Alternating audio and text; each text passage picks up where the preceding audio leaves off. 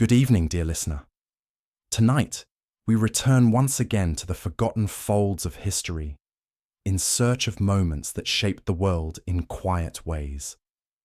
Whether you're cozy in bed or listening with closed eyes, I'm glad you're spending this peaceful time here. I'd love to know where you're tuning in from and what time it is in your part of the world.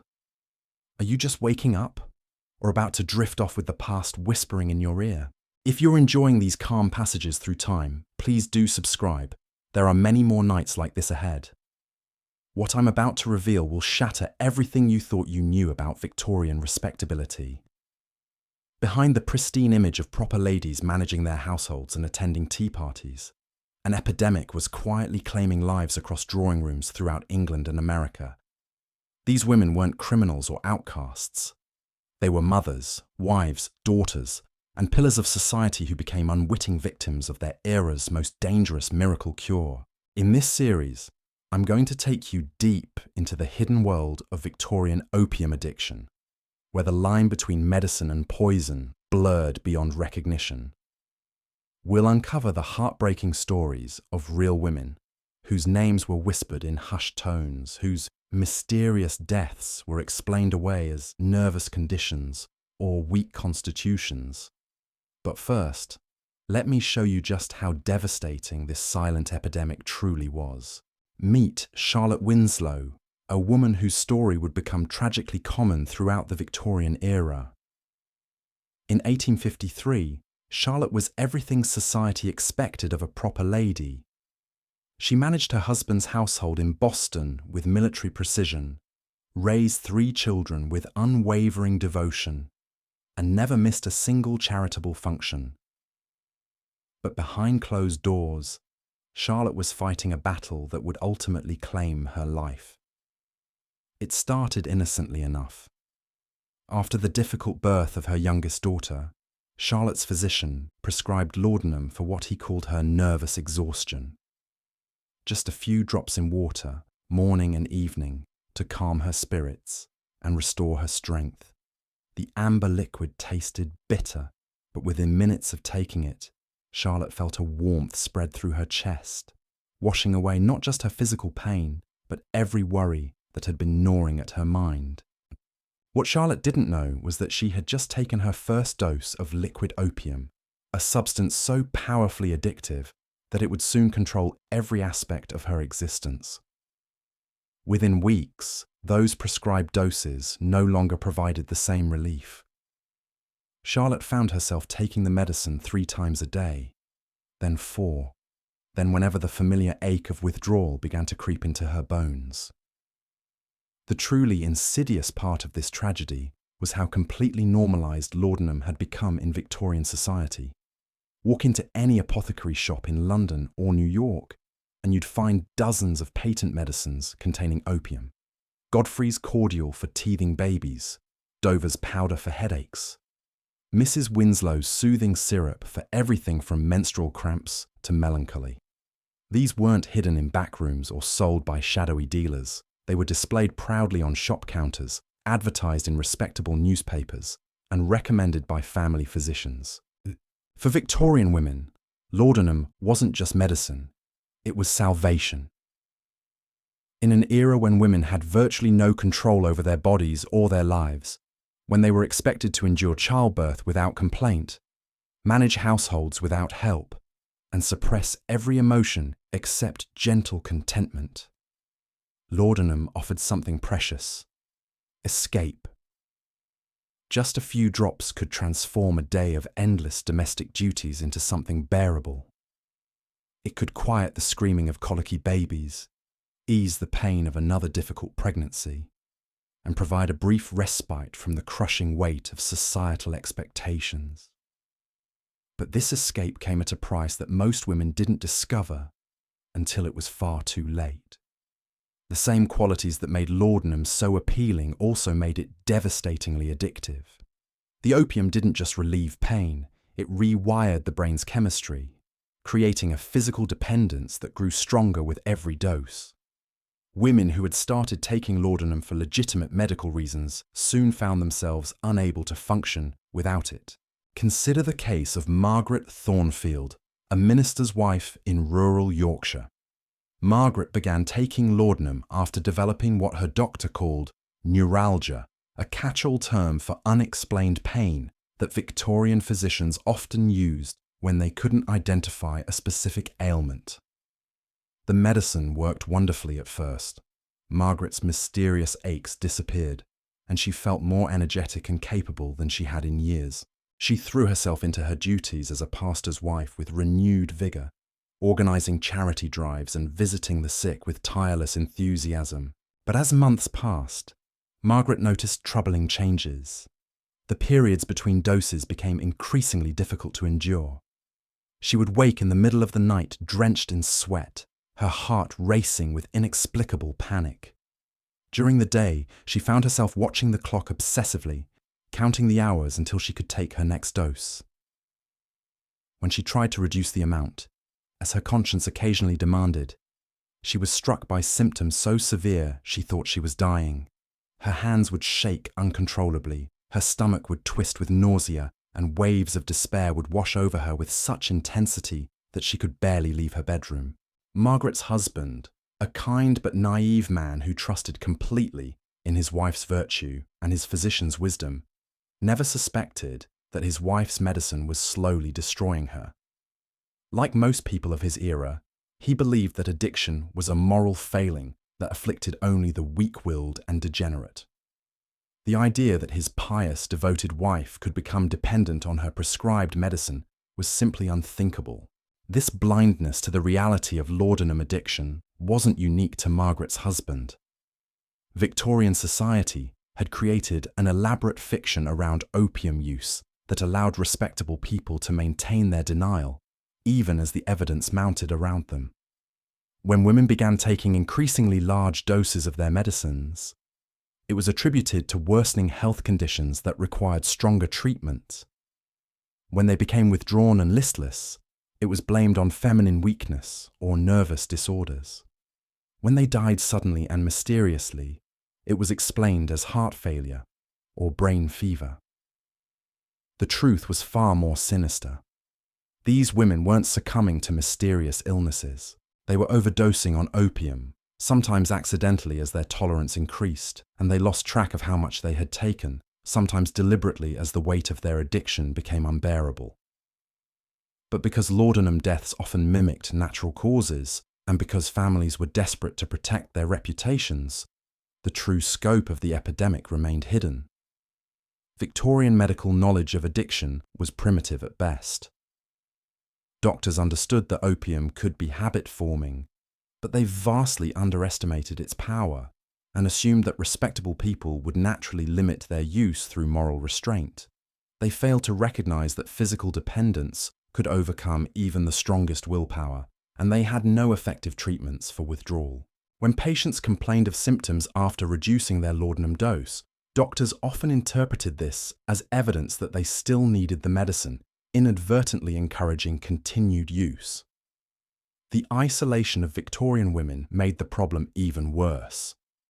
Unlike men who might encounter other opium users in smoking dens or through social networks, women took their laudanum in the privacy of their homes, often unaware that they weren't alone in their struggle. They had no way to compare their experiences or seek help from others who understood their predicament.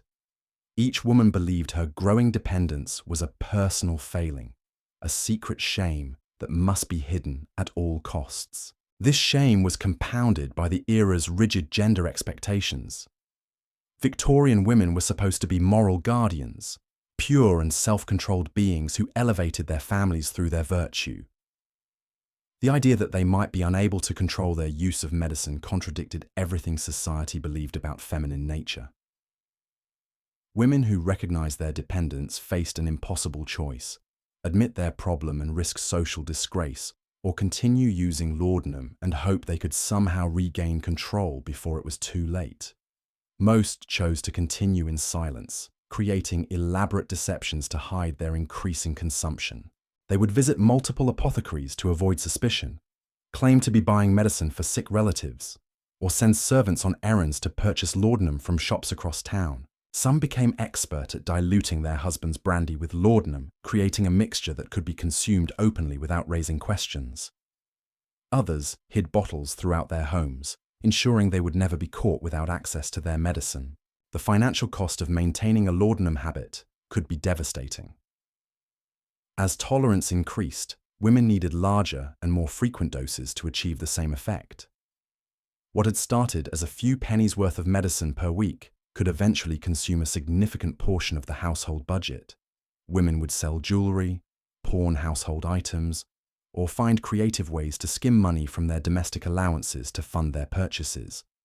Some even resorted to theft, taking coins from their husbands' pockets or their children's piggy banks when desperation overwhelmed their moral constraints.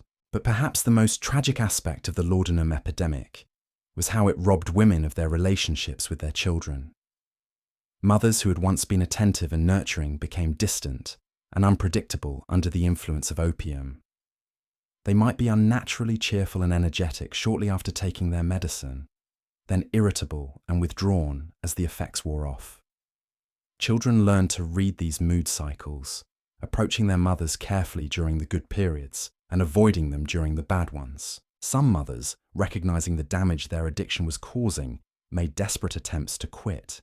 They would pour their laudanum down the drain in moments of resolve, only to send servants rushing to the apothecary hours later when withdrawal symptoms became unbearable.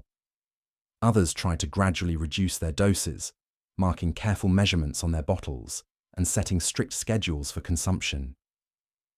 But without medical support or understanding process, these efforts almost of the withdrawal invariably failed. The medical establishment's ignorance about addiction treatment meant that women who did seek help often received advice that made their situations worse. Doctors might recommend switching to different opium preparations, believing that variety would somehow reduce dependence. They prescribed additional drugs like alcohol or chloral hydrate to manage withdrawal symptoms, often creating new addictions alongside the original problem. Some physicians recommended complete rest cures, isolating women in private sanatoriums where they were given even more laudanum to keep them calm and compliant. The desperation of these women manifested in ways that would shock modern sensibilities. Eleanor Hartwell, wife of a prominent London banker, began crushing her laudanum tablets and mixing them with her morning tea when liquid preparations no longer satisfied her cravings. She would sit at her mahogany breakfast table, surrounded by fine china and fresh flowers, consuming what amounted to lethal doses of opium while discussing the weather with her unsuspecting husband. Eleanor's transformation was gradual but unmistakable to those who knew how to look. Her once rosy complexion became pale and waxy, her eyes took on a glassy, distant quality, and her movements became languid and dreamlike. She would nod off during afternoon visits, her embroidery falling from limp fingers as she drifted into opium-induced stupors. When questioned about her health, she would smile serenely and speak of feeling wonderfully peaceful, as if she had discovered some secret to contentment that others couldn't understand. The servants in these grand households often became unwitting accomplices in their mistress's addictions. Mary O'Brien, Eleanor's lady's maid, later recalled how she was sent on increasingly frequent errands to different chemist shops across London. Mrs. Hartwell would claim she needed medicine for various ailments, a headache remedy for the cook, stomach soothers for visiting relatives, sleeping draughts for her nervous sister. Mary never questioned these requests, because questioning one's employer simply wasn't done, and besides, all the medicines seemed perfectly legitimate. What Mary didn't realize was that she was participating in an elaborate shell game designed to hide the true extent of Eleanor's consumption. By the height of her addiction, Eleanor was taking laudanum every 2 hours around the clock. She kept bottles hidden in her jewelry box, behind books in the library, even sewn into the lining of her winter coat. The woman who had once prided herself on running an impeccable household could no longer remember whether she had given instructions to the cook or paid the weekly bills. The social calendar that had once defined Eleanor's existence became a minefield of potential exposure. She would accept invitations to tea parties and charity events, then spend agonizing hours calculating when she could take her medicine without being observed. Sometimes she would excuse herself multiple times during a single afternoon visit, claiming feminine indisposition while she retreated to consume laudanum in the host's powder room. Other times, she would arrive at social gatherings already heavily medicated, speaking too slowly and smiling too broadly while her friends exchanged worried glances. Victorian etiquette provided perfect cover for these behaviours because polite society had developed elaborate codes for ignoring uncomfortable truths. When Eleanor began missing important social events or arriving in obviously altered states, her friends simply stopped mentioning it. They would speak around her condition, referring to her delicate constitution or her ongoing treatment for nervous exhaustion. This conspiracy of silence allowed the addiction to progress unchecked, while maintaining the fiction that everything was perfectly normal. The physical deterioration of laudanum addicts followed a predictable pattern that doctors of the era either failed to recognize or chose to ignore. Women would lose significant amounts of weight as the opium suppressed their appetites, but this was often praised as fashionable thinness rather than recognized as a symptom of illness. Their skin would take on a yellowish pallor. Their teeth would begin to decay from the constant presence of sugar-laden patent medicines, and their hair would become brittle and lifeless. Yet these changes were often attributed to the natural effects of aging or the stresses of domestic life. Perhaps most tragically, the cognitive effects of chronic laudanum use robbed these women of their mental acuity just when they needed it most to recognize their predicament. The same drug that had initially sharpened their focus and elevated their mood began to cloud their judgment and impair their memory. They would forget conversations they had just finished, lose track of time for hours at a stretch, and make increasingly poor decisions about their medicine consumption. Victoria Ashworth, a clergyman's daughter from Bath, exemplified this tragic decline. Once known for her sharp wit and extensive knowledge of literature, Victoria began experiencing what she described as mental fog after months of laudanum use. She would start reading a book only to discover she had already read the same chapter 3 times without remembering it. During conversations, she would lose her train of thought mid-sentence, staring blankly at her companions while struggling to remember what she had been saying. Victoria's family attributed these changes to the natural progression of whatever mysterious ailment required her constant medication. They encouraged her to rest more, to avoid taxing her delicate mind with challenging reading or complex thoughts. This well-meaning advice only accelerated her decline, as the isolation and mental inactivity made her more dependent on laudanum for stimulation and comfort. The relationship between laudanum addiction and Victorian marriage patterns created additional layers of tragedy. Wives were expected to be cheerful, compliant, and sexually available to their husbands, regardless of their own feelings or physical state. Laudanum provided a chemical solution to this impossible expectation, allowing women to perform their marital duties while feeling emotionally detached from the experience. Some women began taking extra doses before intimate encounters, using opium to numb themselves to unwanted sexual contact. This use of laudanum as a coping mechanism for marital rape, though never acknowledged or discussed openly, became disturbingly common among Victorian women. The drug allowed them to dissociate from traumatic experiences, while maintaining the appearance of wifely compliance. Husbands often interpreted their wives' drug passivity as contentment, never recognizing that they were essentially assaulting unconscious women. The pregnancy experiences of laudanum-addicted women were particularly horrific. Opium crosses the placental barrier readily, meaning that unborn children were exposed to the drug throughout their development.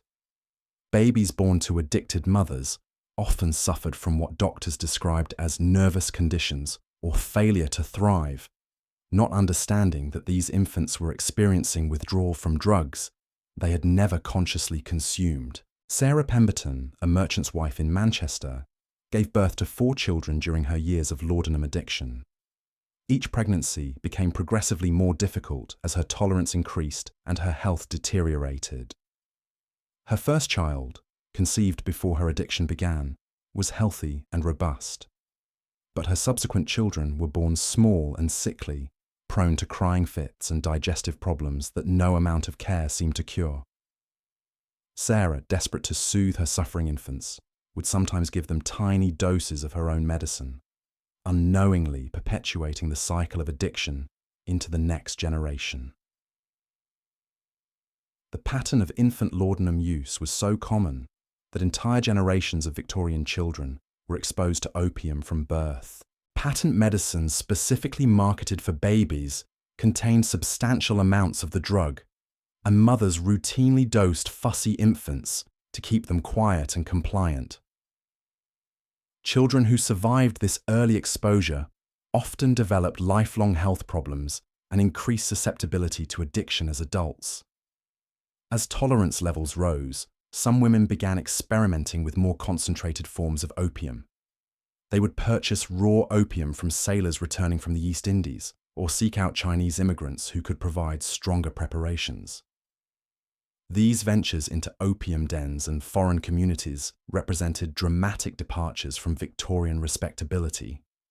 But desperation had long since overcome social constraints. The opium dens of London's East End became unlikely refugees for upper-class women whose prescriptions no longer provided adequate relief. These establishments, originally serving Chinese workers and sailors, began catering to a surprising clientele of well-dressed ladies who arrived in closed carriages after dark. The proprietors quickly learned to provide private rooms and discreet service for customers who paid premium prices for privacy and stronger drugs. Elizabeth Morrison, daughter of a prominent judge, began frequenting such establishments in 1867 after her physician refused to increase her laudanum prescription. Disguised in plain clothing and accompanied by her most trusted servant, Elizabeth would slip through the back entrances of Limehouse opium houses, seeking the pure drug that her refined medicines could no longer provide. She would lie on silk cushions beside Chinese labourers and foreign seamen. All boundaries of class and race dissolved in their shared pursuit of opium dreams. These expeditions became increasingly dangerous as Elizabeth's addiction progressed. The concentrated opium available in the dens was far more potent than anything she had experienced through medical channels, and her tolerance calculations proved fatally inaccurate. On a fog-shrouded evening in November, Elizabeth consumed what she thought was her usual dose, only to slip into a coma from which she never awakened. Her body was discovered the next morning by her frantic servant, but the official cause of death was listed as heart failure to spare her family's reputation. The cover-ups surrounding laudanum deaths became an art form among Victorian families desperate to protect their social standing. Physicians were often complicit in these deceptions, understanding that accurate death certificates would destroy entire family legacies. They would examine obviously overdosed bodies and certify deaths as resulting from consumption, brain fever, or sudden cardiac arrest. Funeral services would emphasize the deceased's virtue and piety, with no mention of the bottles of laudanum found clutched in their lifeless hands. The elaborate funeral of Elizabeth Morrison became a template for how Victorian society processed these tragic deaths. Her father, Judge Morrison, delivered a moving eulogy about his daughter's delicate constitution and her brave struggle against nervous exhaustion. The mourners, dressed in their finest black silk, nodded solemnly as he spoke of Elizabeth's charitable works and gentle nature. None of them mentioned the empty laudanum bottles found throughout her bedroom, or the suspicious circumstances of her death in London's East End. This conspiracy of silence extended far beyond individual families.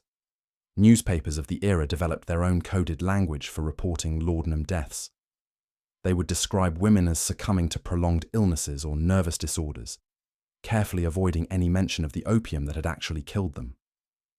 Obituaries praised the deceased's patience in bearing their suffering, their devotion to family, and their graceful acceptance of God's will.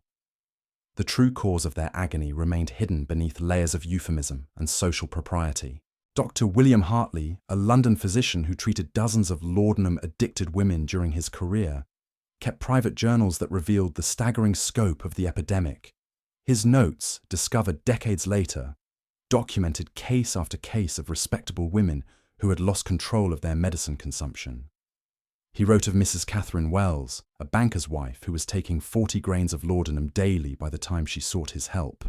To put this in perspective, 2 grains was considered a therapeutic dose for severe pain.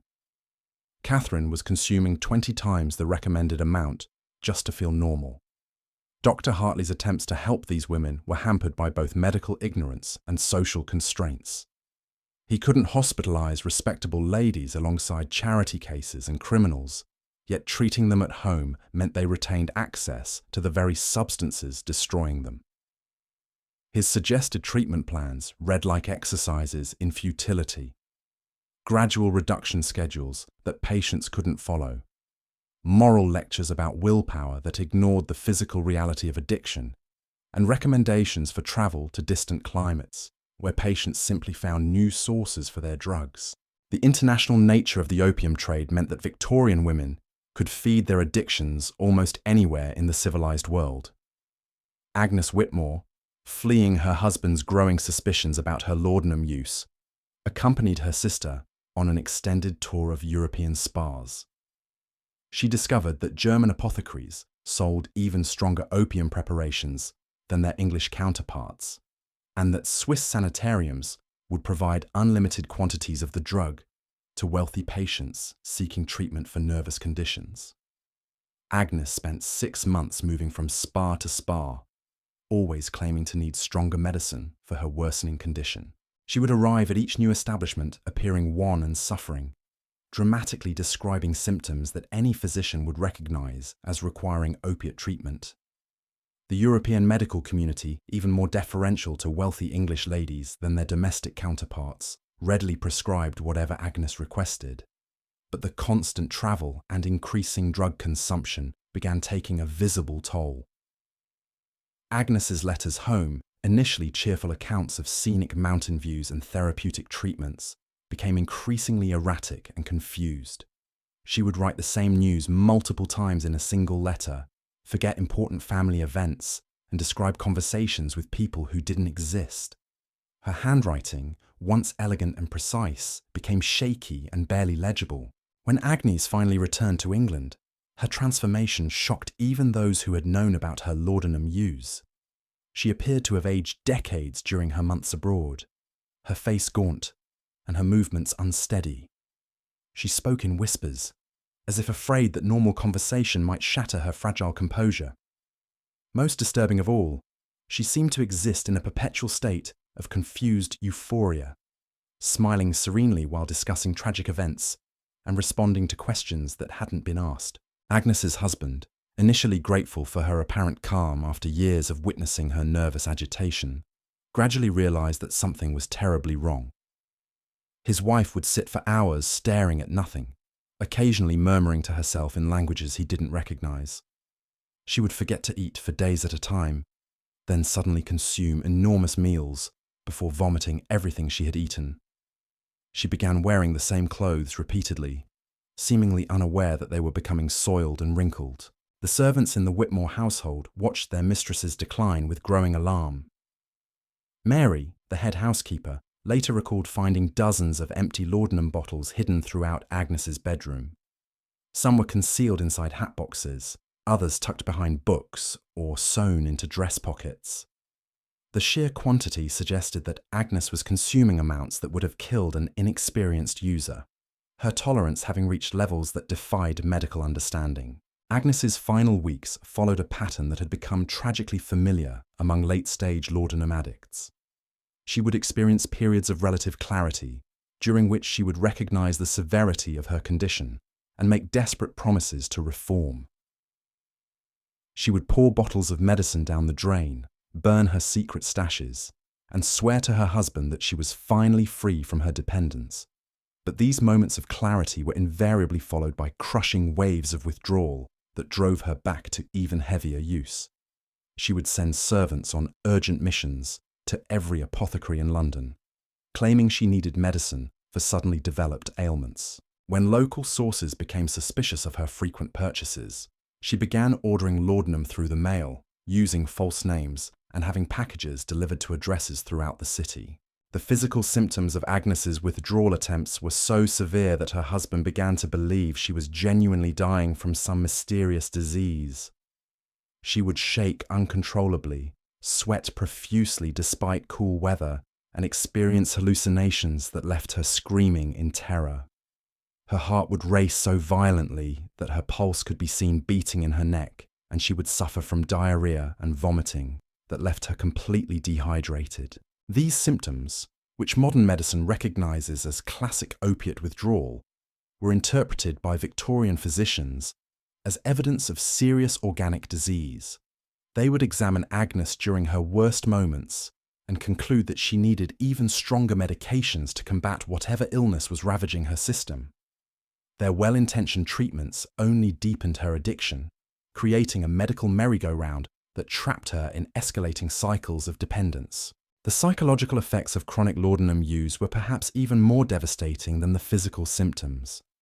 Agnes began experiencing what she described as waking dreams, elaborate fantasies that seemed more real to her than actual events. She would have detailed conversations with her deceased mother, plan parties for guests who never arrived, and become convinced that servants were stealing from her while she slept. These delusions became increasingly paranoid and violent. Agnes accused her husband of trying to poison her, claimed that her sister was plotting to steal her inheritance, and became convinced that the local police were watching her house. She would barricade herself in her bedroom for days at a time, emerging only to search for laudanum she believed others had hidden from her. The isolation imposed by these paranoid delusions accelerated Agnes's decline. Cut off from human contact by her own suspicions, she existed in a world populated entirely by drug-induced phantoms. She would hold elaborate tea parties with imaginary guests, engaging in animated conversations with empty chairs while real visitors waited unacknowledged in her drawing room. Her husband, watching his wife disappear into madness, began to understand that her condition was connected to her medicine consumption. But by this point, Agnes's tolerance was so extreme that any attempt to reduce her laudanum intake resulted in symptoms that appeared life-threatening. She would collapse into convulsions, her breathing would become shallow and irregular, and her skin would take on a bluish tinge that suggested imminent death. The medical establishment offered no help for families trapped in these impossible situations. Doctors understood that laudanum was somehow involved in their patients' deterioration, but they had no effective treatments for addiction and no safe methods for managing withdrawal. Their standard recommendation was to continue the medicine at whatever level seemed necessary to prevent immediate crisis, essentially condemning patients to a slow death by overdose. Agnes Whitmore died on a rainy Tuesday morning in October, found by her maid sitting peacefully in her favourite chair with an empty laudanum bottle in her lap. The official cause of death was recorded as heart failure brought on by nervous exhaustion, a diagnosis that satisfied the coroner and preserved the family's reputation. Her funeral was attended by hundreds of mourners who praised her gentle spirit and patient endurance of suffering, never knowing that they were grieving a woman who had spent her final years in the grip of devastating addiction. The aftermath of these deaths often revealed the true extent of the laudanum epidemic within Victorian families. When relatives cleaned out the deceased woman's possessions, they would discover evidence of consumption that shocked even those who had suspected a problem. Hidden bottles, secret correspondence with multiple apothecaries, and detailed journals documenting failed attempts at self-treatment, painted pictures of desperate women fighting battles they couldn't win. Rebecca Thornton, clearing out her late sister's bedroom, found a leather-bound diary that chronicled 3 years of attempted recovery from laudanum addiction. The early entries were hopeful, describing detailed plans for gradual reduction and moral resolutions to overcome weakness of character. But as the months progressed, the entries became increasingly desperate and incoherent. The final pages contained only tally marks, apparently counting doses taken each day, with numbers that climbed steadily higher until the writing stopped entirely. These discoveries forced families to confront uncomfortable truths about their loved ones, final. They realized that behaviors they had attributed to illness or eccentricity were actually symptoms of drug addiction, the mysterious mood swings, the frequent illnesses that required seclusion, the gradual withdrawal from social activities, all suddenly made horrible sense when viewed through the lens of opiate dependence. Some families chose to learn from these revelations, becoming advocates for better understanding of addiction and more careful prescribing practices. But most simply destroyed the evidence and maintained the fiction that their relatives had died from natural causes. The shame associated with addiction was so profound that even death couldn't overcome it. And Victorian society continued to pretend that laudanum dependence was a rare occurrence affecting only the morally weak. The economic impact of the laudanum trade created powerful interests invested in maintaining the status quo. Pharmaceutical companies built fortunes selling opium-based patent medicines to unsuspecting consumers, and they fought vigorously against any attempts at regulation or reform. They funded medical journals, sponsored physician education programs, and lobbied government officials to ensure that their profitable products remained freely available. The marketing of these medicines became increasingly sophisticated as competition intensified. Companies hired chemists to develop new formulations that promised superior effects, artists to design appealing packaging, and writers to craft advertising copy that appealed to Victorian sensibilities. They sponsored testimonials from satisfied customers, though they carefully avoided mentioning the addiction potential of their products. Mrs. Pembleton's Miracle Tonic promised to cure everything from headaches to heartbreak, while Dr. Morrison's Lady's Friend specifically targeted women suffering from feminine complaints. These products were marketed not as drugs, but as health aids, essential tools for maintaining the delicate balance required for proper feminine functioning. The advertising suggested that any lady who wasn't using these preparations was neglecting her duty to her family and herself. The testimonials published in newspapers and magazines painted pictures of miraculous recoveries and restored happiness. Mrs. J.W. of Birmingham wrote that Dr. Morrison's preparation had saved her marriage by allowing her to fulfill her wifely duties with renewed enthusiasm. Miss S.T. of York credited Mrs. Pembleton's tonic with curing her of melancholy and restoring her faith in divine providence. These carefully crafted endorsements made laudanum use seem not just acceptable, but virtuous. Behind these success stories lay a darker reality of women trapped in cycles of dependence they couldn't escape. The same companies that published glowing testimonials also received desperate letters from customers begging for help with problems they couldn't discuss with anyone else. These letters, preserved in corporate archives, revealed the human cost of the laudanum trade in heartbreaking detail.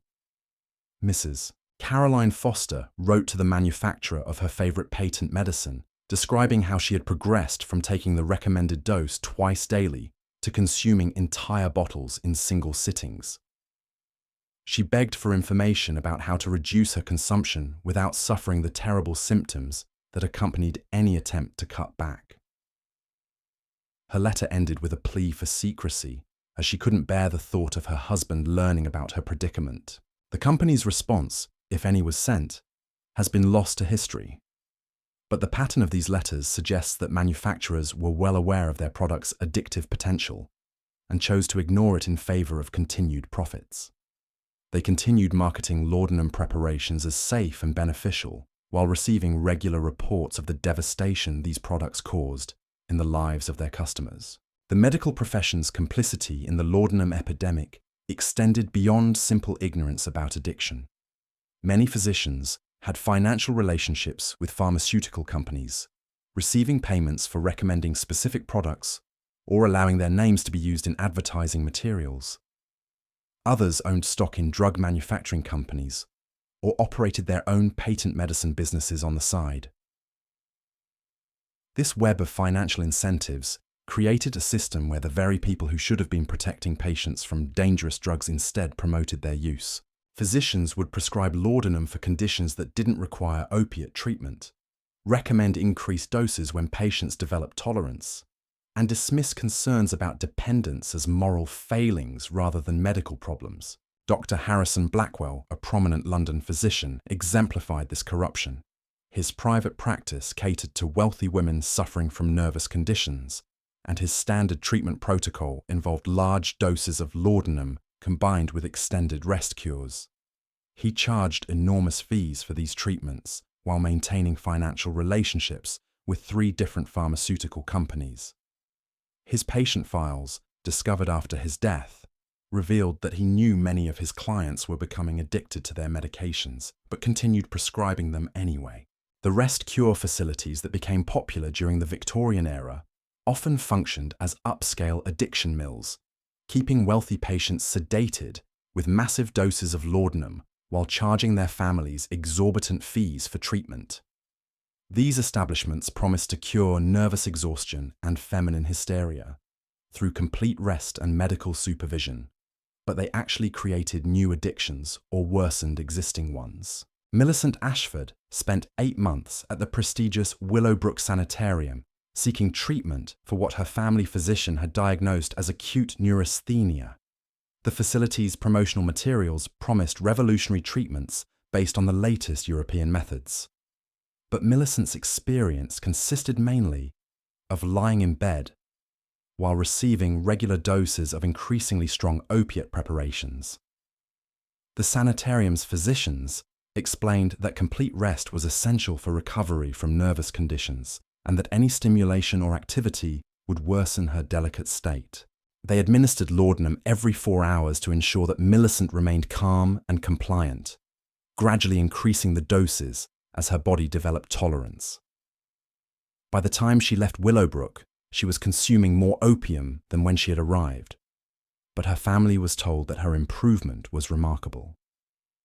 This pattern of institutionalized addiction affected hundreds of women across England and America.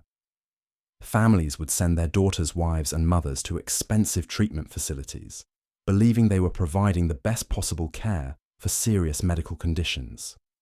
Instead, they were essentially paying for their loved ones to become more deeply addicted to dangerous drugs under medical supervision. The psychological manipulation employed by these facilities was particularly insidious. Patients who questioned their treatment or expressed concerns about their increasing medication needs were told that such worries were symptoms of their underlying conditions. Requests to reduce laudanum doses were interpreted as evidence of incomplete recovery, justifying continued treatment and higher fees. Women who tried to leave these facilities before their physicians deemed them ready were often declared mentally incompetent and held against their will. The combination of legal authority, family pressure, and physical dependence on institution-provided drugs created a system from which escape was virtually impossible. The stories of these institutional victims remained largely untold because the women themselves were either too impaired to advocate for themselves or too ashamed to admit what had happened to them. Many died while still confined to these facilities, their deaths attributed to the progression of their original nervous conditions rather than to opiate overdoses.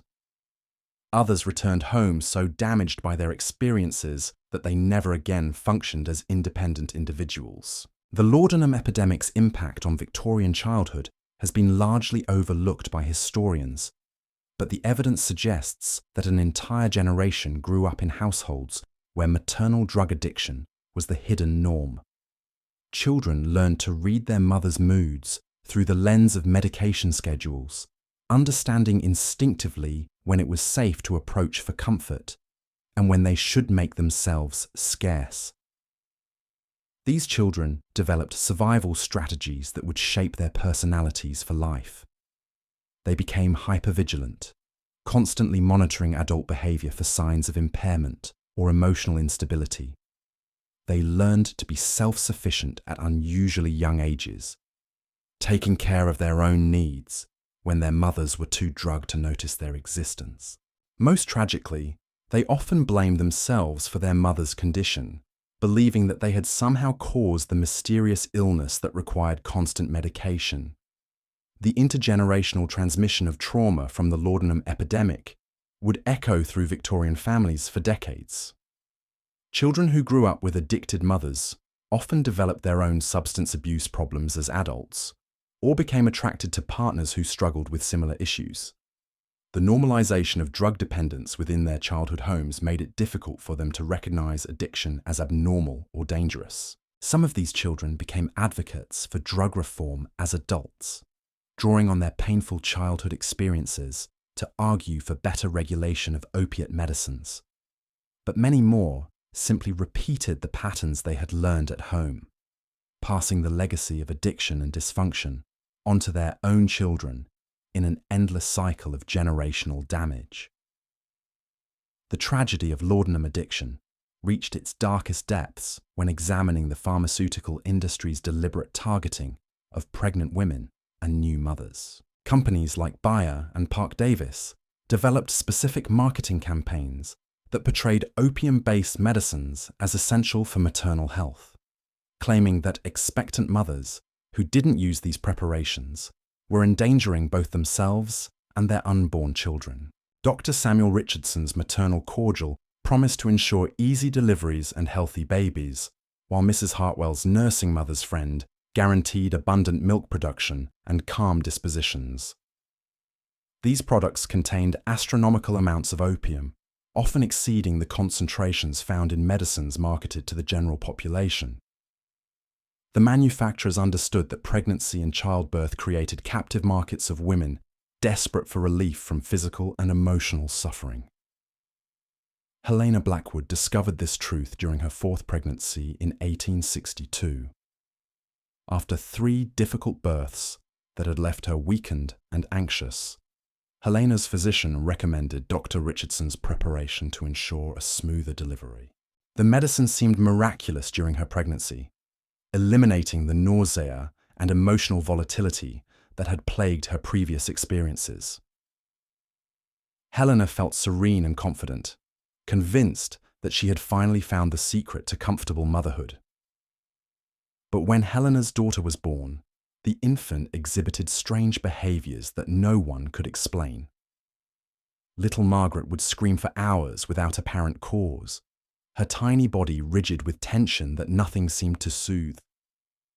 She refused to nurse properly, turning away from her mother's breast with what appeared to be distress.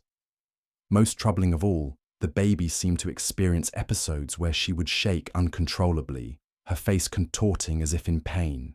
The family physician attributed these symptoms to a nervous temperament inherited from Helena's delicate constitution. He recommended continuing the maternal cordial throughout the nursing period to ensure that Helena's milk would carry calming properties to her agitated infant. What he didn't understand was that baby Margaret was experiencing withdrawal from opium she had received through the placenta, and that continuing Helena's medication would only perpetuate the infant's addiction through breast milk.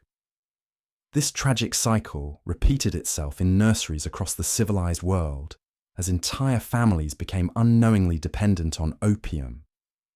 Mothers would dose themselves to cope with the demands of childcare, inadvertently drugging their nursing infants.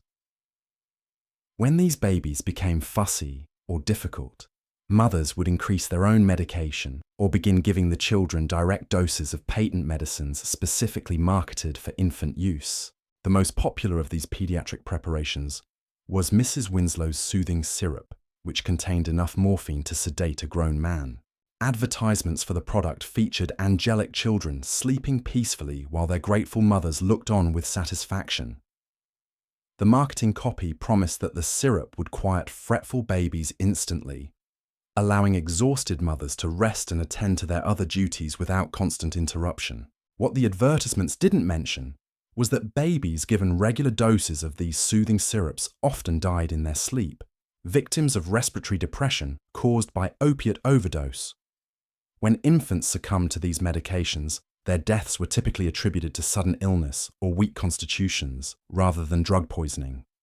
The pattern was so common that Victorian families often expected to lose several children to mysterious ailments during their early years. Martha Cromwell lost 3 infants to what doctors called failure to thrive, each death occurring within months of beginning treatment with various patent medicines for colic and restlessness. Martha never connected her baby's deaths to the medications she had lovingly administered, believing instead that she was cursed with particularly fragile children. She continued using the same preparations with each new pregnancy, unknowingly repeating the cycle of addiction and death. The pharmaceutical companies manufacturing these products were fully aware of their lethal potential. Internal correspondence from the era reveals discussions about optimal dosing levels that would sedate children without causing obvious overdose symptoms. Company executives calculated acceptable mortality rates, understanding that some infant deaths were inevitable consequences of their marketing strategies, but considering them acceptable losses in pursuit of profits. When public health officials occasionally raised concerns about infant mortality rates in areas with high patent medicine consumption, manufacturers deployed sophisticated public relations campaigns to deflect responsibility. They funded medical studies that attributed infant deaths to poor sanitation, inadequate nutrition, or genetic weaknesses. They sponsored educational programs that taught mothers to recognize signs of infant illness while carefully avoiding any mention of medication-related symptoms. The most insidious aspect of pediatric opium marketing was how it normalized drug dependence from birth. Children who survived their early exposure to these medicines often developed lifelong cravings for opiate substances. They would seek out laudanum as teenagers for minor ailments, having learned from infancy that chemical solutions were preferable to natural discomfort. Thomas Whitfield, born to a laudanum-addicted mother and dosed with soothing syrups throughout his infancy, began stealing his mother's medicine at age 14. He had discovered that small amounts of laudanum eliminated the mysterious aches and restlessness that had plagued him since childhood, not understanding that these symptoms were actually withdrawal effects from the opium he had consumed as a baby. By the time Thomas reached adulthood, he was purchasing laudanum in quantities that shocked even experienced apothecaries. His tolerance, developed through years of intermittent exposure beginning in the womb, allowed him to consume doses that would have killed other young men. He moved through a series of jobs and relationships, unable to maintain stability while battling an addiction he had never chosen to acquire. Thomas's story was repeated countless times throughout the Victorian era as children born into opium-saturated households grew up to become the next generation of addicts. The pharmaceutical industry had essentially created a self-perpetuating market by ensuring that addiction would pass from parent to child like a hereditary disease. The international scope of the laudanum trade created additional complications for families trying to understand or address addiction problems. Opium poppies cultivated in Turkey, India, and China were processed into various preparations in European laboratories, then shipped worldwide with minimal regulation or quality control. The same base ingredients might be formulated into dozens of different products with wildly varying potencies. Isabella Pembroke discovered this dangerous variability during a family trip to continental Europe in 1868. Having maintained her laudanum addiction for several years, using consistent British preparations, Isabella found herself in crisis when her usual medicines proved unavailable in French apothecaries. The laudanum she purchased in Paris was significantly stronger than what she was accustomed to, leading to an accidental overdose that left her unconscious for 2 days.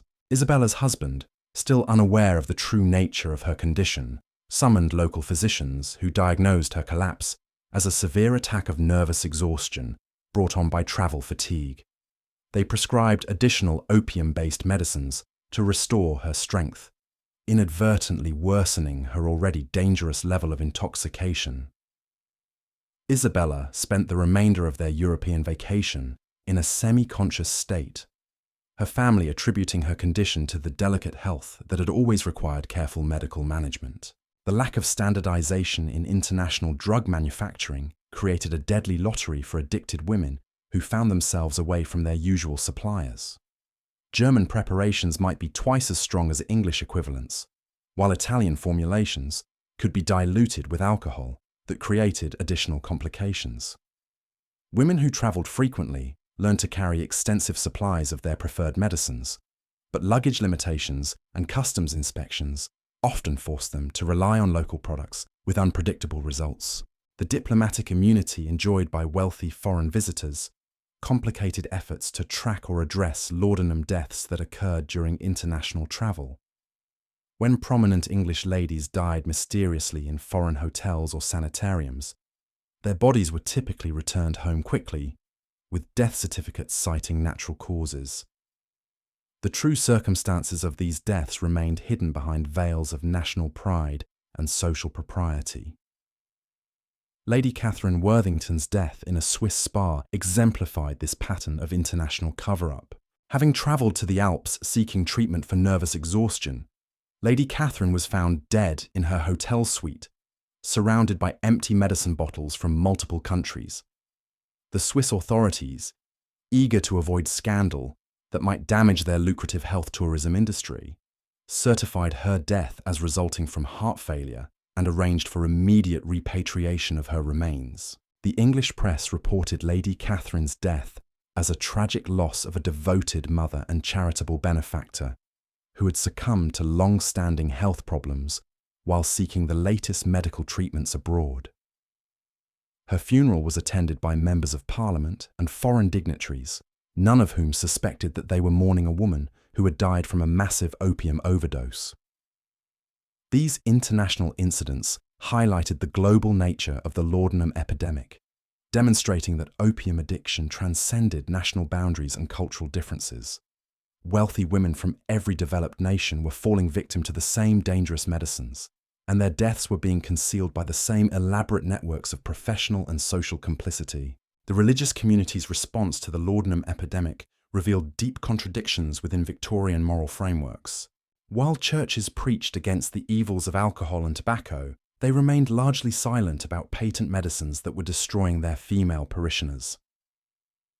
This selective blindness reflected both genuine ignorance about addiction and deliberate avoidance of issues that might challenge comfortable assumptions about feminine virtue. Reverend William Hartwell faced this moral dilemma directly when his own wife, Margaret, began exhibiting obvious signs of laudanum dependence. Margaret had started taking Dr. Morrison's nerve tonic after the birth of their youngest child, claiming it helped her maintain the energy needed for her extensive church duties. But Reverend Hartwell gradually noticed that his wife's periods of charitable enthusiasm alternated with episodes of withdrawn lethargy that seemed to coincide with her medicine schedule. As a man of God, Reverend Hartwell believed that addiction was fundamentally a spiritual failing that could be overcome through prayer and moral discipline. He spent hours counseling his wife about the importance of self-control and the dangers of relying on earthly substances rather than divine strength. But his theological approach to what was actually a medical condition only increased Margaret's shame and desperation. Margaret began hiding her medicine consumption from her husband, taking doses in the church vestry before services, and keeping bottles concealed in her Bible case during pastoral visits. The secrecy required to maintain her addiction while fulfilling her role as a minister's wife created additional psychological pressure that accelerated her decline. When Margaret finally collapsed during a women's prayer meeting, convulsing and foaming at the mouth in front of the entire congregation, Reverend Hartwell was forced to confront the reality of his wife's condition. But even then, he interpreted her overdose as a spiritual crisis rather than a medical emergency, calling for prayer circles and fasting rather than medical intervention. Margaret survived that particular episode, but her public collapse had shattered the carefully maintained fiction of her virtue and piety. Congregation members began whispering about the minister's wife who had lost control of herself during worship, and several families started attending other churches to avoid the embarrassment of association with scandal. The religious community's inability to address addiction honestly forced many suffering women to choose between their faith and their health. They could confess their struggles and face condemnation as moral failures, or they could maintain their addictions in secret while participating in religious activities that emphasized the very self-control they had lost. Some women found refuge in religious communities that took more compassionate approaches to human weakness. The Society of Friends, known as Quakers, developed early understanding of addiction as a medical rather than moral problem, offering support and treatment rather than judgment. But these progressive religious groups represented small minorities within predominantly punitive theological frameworks. The economic pressures created by laudanum addiction often forced women into increasingly desperate measures to fund their drug purchases. As tolerance levels rose and required doses became more expensive, many women found themselves consuming significant portions of household budgets on medicine without their husband's knowledge. Constance Fairfax developed an elaborate system of financial deception to support her escalating laudanum consumption. She would purchase expensive household items from merchants who agreed to inflate their invoices, then return the goods for cash refunds that she used to buy medicine. She convinced tradespeople to bill her husband for services never rendered, keeping the payments for her own use. Most ingeniously, she began hosting charity fundraising events where she would skim donations intended for orphanages and hospitals. Constance's financial manipulations worked for nearly 2 years before her husband discovered discrepancies in their household accounts. By that time, she had embezzled hundreds of pounds from various sources, creating debts that threatened to destroy her family's social standing and financial security. When confronted with evidence of her theft, Constance broke down and confessed not only to the financial crimes, but to the laudanum addiction that had driven her to desperate measures. Her husband, a respected banker who had built his reputation on financial integrity, faced the impossible choice between exposing his wife's crimes and covering up behavior that violated everything he claimed to believe about honesty and moral responsibility. The family ultimately chose concealment over justice, repaying the stolen funds and fabricating explanations for the financial irregularities. Constance was quietly sent to a private sanitarium where she could receive treatment away from public scrutiny. But the shame and stress of her exposure triggered a final overdose that ended her life within weeks of her admission. The pattern of financial crime driven by laudanum addiction was far more common than Victorian society ever acknowledged.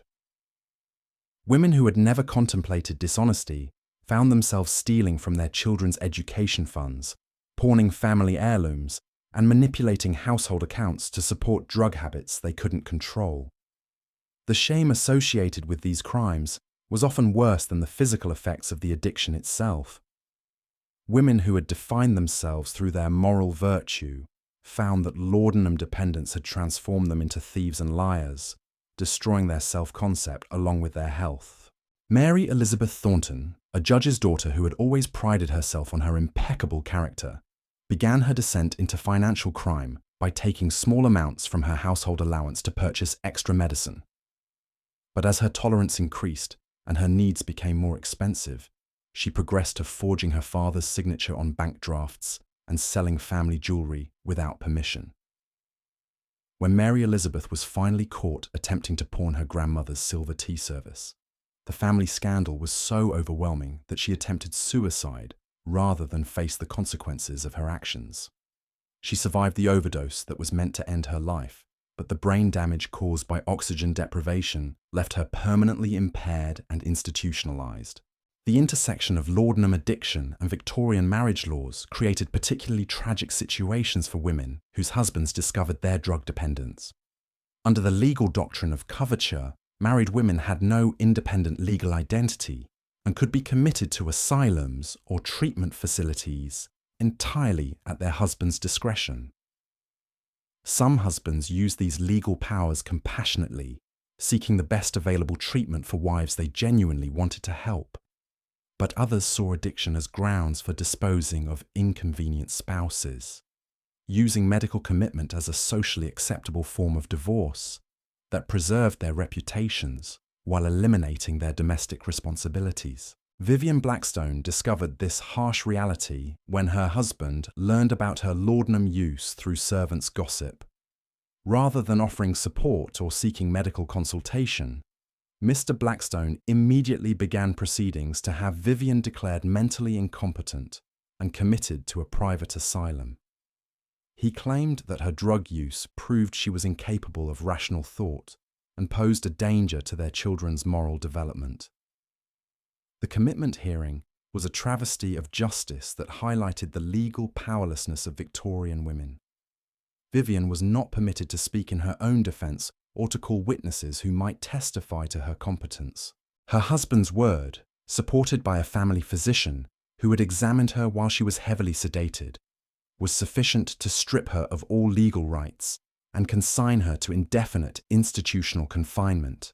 Vivian spent the final 8 years of her life in Brookhaven Asylum, a private facility that specialized in housing inconvenient family members from wealthy households.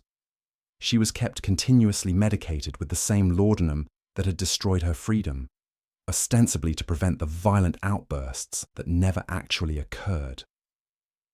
Her husband remarried within a year of her commitment, telling friends that his first wife had succumbed to hereditary mental illness that made remarriage a sad necessity. The asylum records from Brookhaven and similar institutions revealed hundreds of women who had been committed primarily for laudanum addiction rather than genuine mental illness. These facilities functioned as dumping grounds for families who wanted to avoid the scandal of public addiction treatment or divorce proceedings. The conditions in these private asylums were often worse than those in public institutions because wealthy families paid premium fees for discretion rather than quality care. Women were kept isolated from outside contact, denied visitors who might question their treatment, and subjected to experimental therapies that often worsened their conditions. Dr. Heinrich Zimmermann, medical director of the prestigious Millbrook Sanitarium, developed what he called the exhaustion cure for female patients suffering from laudanum addiction. His treatment involved administering massive doses of opium to induce profound unconsciousness, then gradually reducing the medication while the patient remained sedated. The theory was that women could be weaned from addiction while unconscious, avoiding the psychological distress of withdrawal. In practice, Zimmermann's exhaustion cure killed more patients than it helped.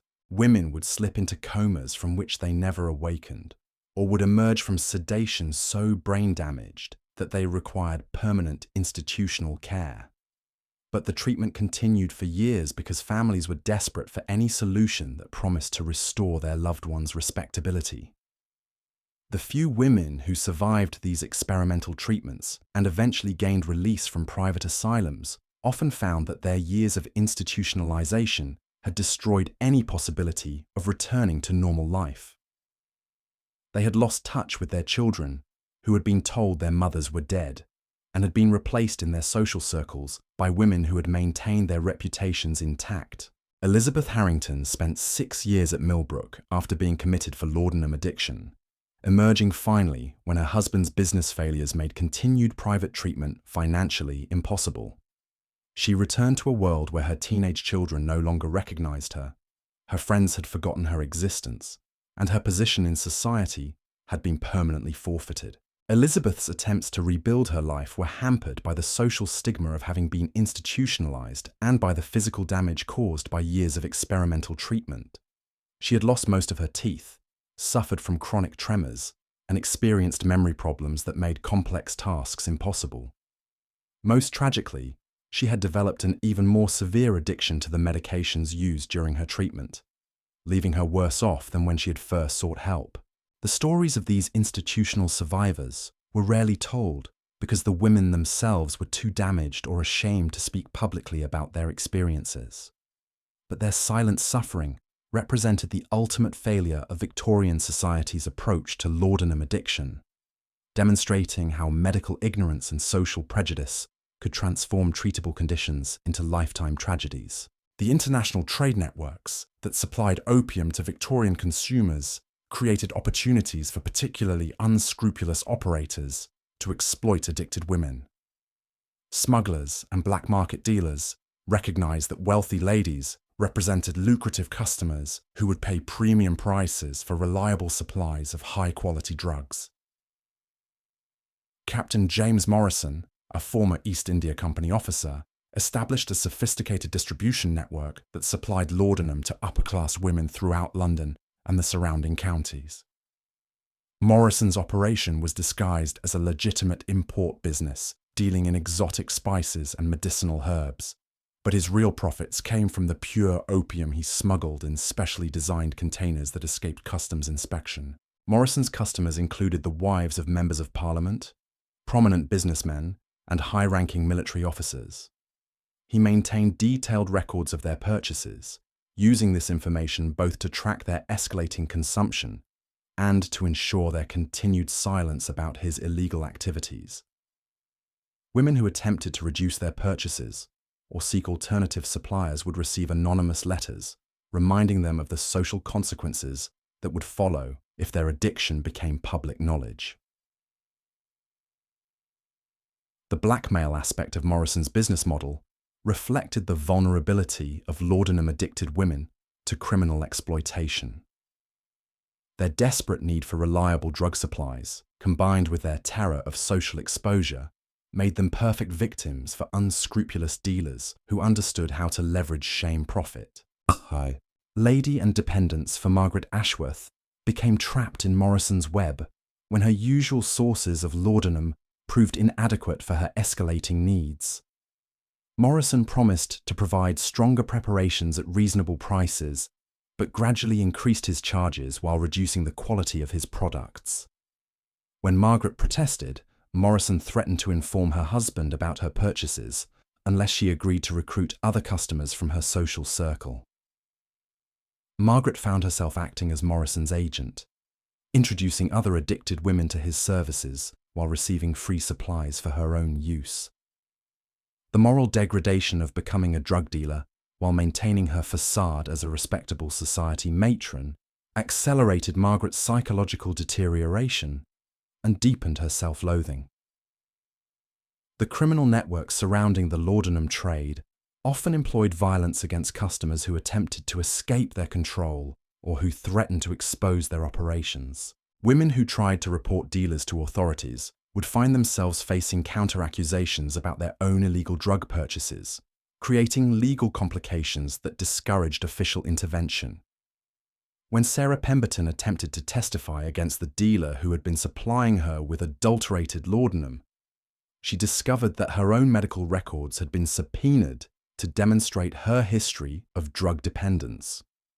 The prospect of having her addiction revealed in open court terrified Sarah so completely that she withdrew her complaint and returned to purchasing from the same criminal who had been cheating her. This cycle of exploitation and intimidation kept many dangerous dealers in business for years, protected by their customers' fear of exposure. The legal system's inability to distinguish between victims and criminals in drug-related cases meant that addicted women received punishment rather than help when their situations came to official attention.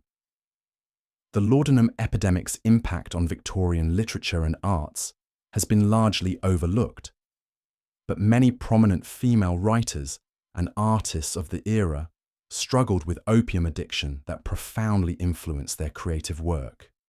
The drug's effects on perception and emotion created distinctive artistic styles that reflected both the euphoria and despair of chronic intoxication.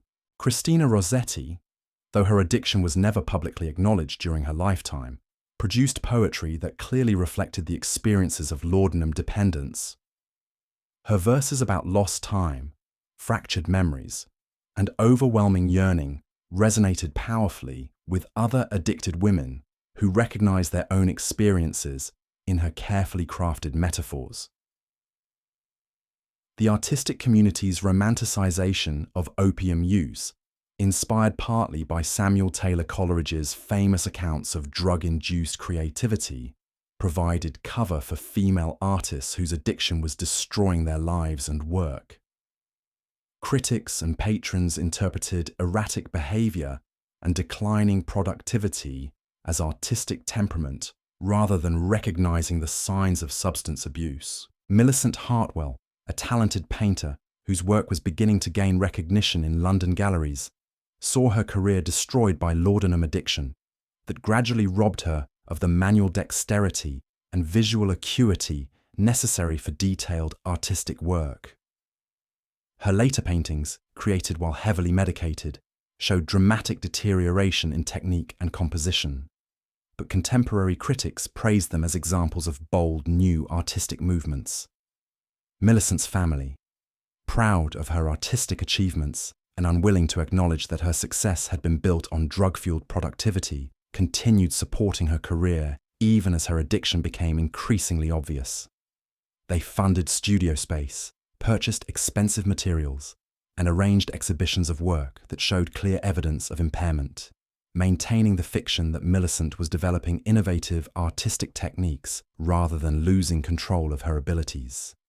The tragic irony of laudanum's impact on female creativity was that the drug initially enhanced artistic perception and emotional intensity, allowing women to produce work of unusual power and originality. But this creative flowering was inevitably followed by decline and eventual artistic death as addiction progressed and tolerance levels rose.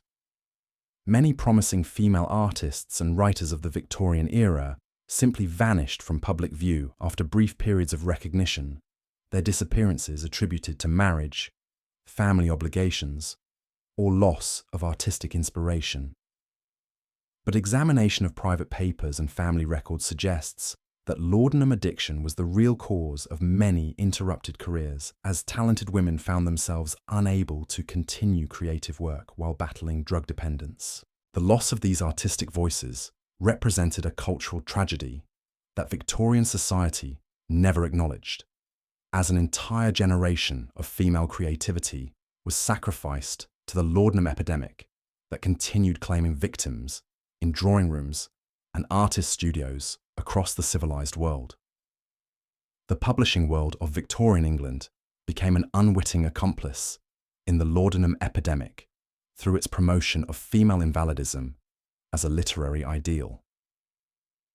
Novels of the era consistently portrayed frail, ethereal heroines whose delicate constitutions required constant medical attention, creating a cultural template that real women felt pressured to emulate.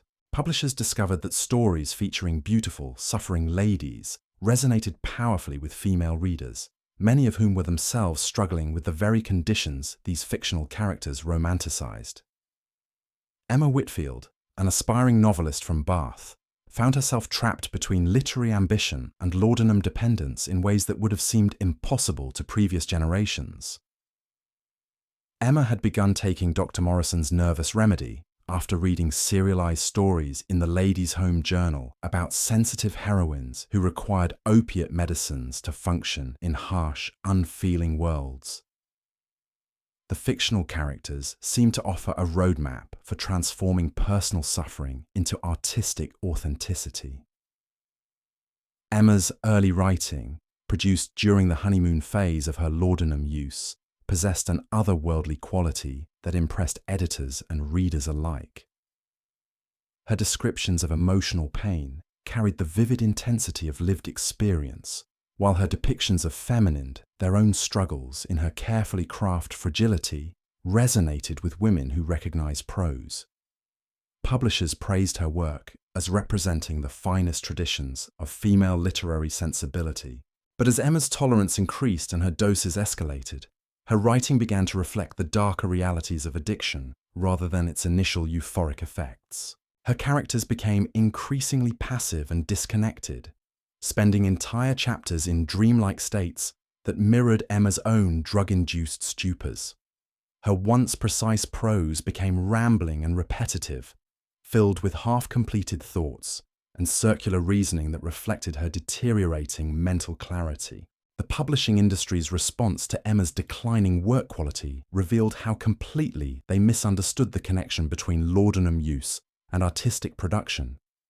Editors interpreted her increasingly incoherent manuscripts as examples of experimental literary techniques, praising her bold departure from conventional narrative structures. They encouraged Emma to explore these new directions, unknowingly pushing her toward even more extreme drug use as she struggled to recapture the creative insights that had made her early work so compelling. Emma's final manuscript, submitted just weeks before her death from an accidental overdose, consisted largely of disconnected fragments and incomplete sentences that made no coherent sense. Yet her publisher released it posthumously as her masterpiece, claiming that Emma had transcended traditional literary forms to create something entirely new. Critics hailed the work as a breakthrough in feminine expression, never realizing they were celebrating the literary equivalent of a suicide note. The domestic service industry became another hidden casualty of the laudanum epidemic, as household staff found themselves managing employers whose drug use created impossible working conditions. Servants were expected to maintain normal household routines while their mistresses existed in varying states of opiate intoxication, creating daily crises that required constant improvisation and discretion. Mrs. Eleanor Patterson, head housekeeper for the prominent Blackwood family, developed an intimate understanding of laudanum addiction through years of managing Lady Blackwood's increasingly erratic behavior. Eleanor learned to recognize the signs that indicated when her mistress had taken too much medicine, when she needed assistance walking without falling, and when she should be left alone to avoid triggering paranoid episodes. The moral burden placed on servants like Eleanor was enormous and largely unacknowledged. They were required to enable their employers' addictions through purchasing medicines, concealing evidence of drug use from other family members, and maintaining household functions when their mistresses were too intoxicated to provide direction. Yet they were also expected to maintain absolute loyalty and discretion, never discussing their employers' conditions with anyone outside the household. Eleanor's detailed diaries, discovered decades after her death, provided unprecedented insight into the daily reality of living with laudanum addiction. She described mornings when Lady Blackwood would be found unconscious in her sitting room, afternoons when she would mistake servants for deceased relatives, and evenings when she would become convinced that intruders were hiding throughout the house.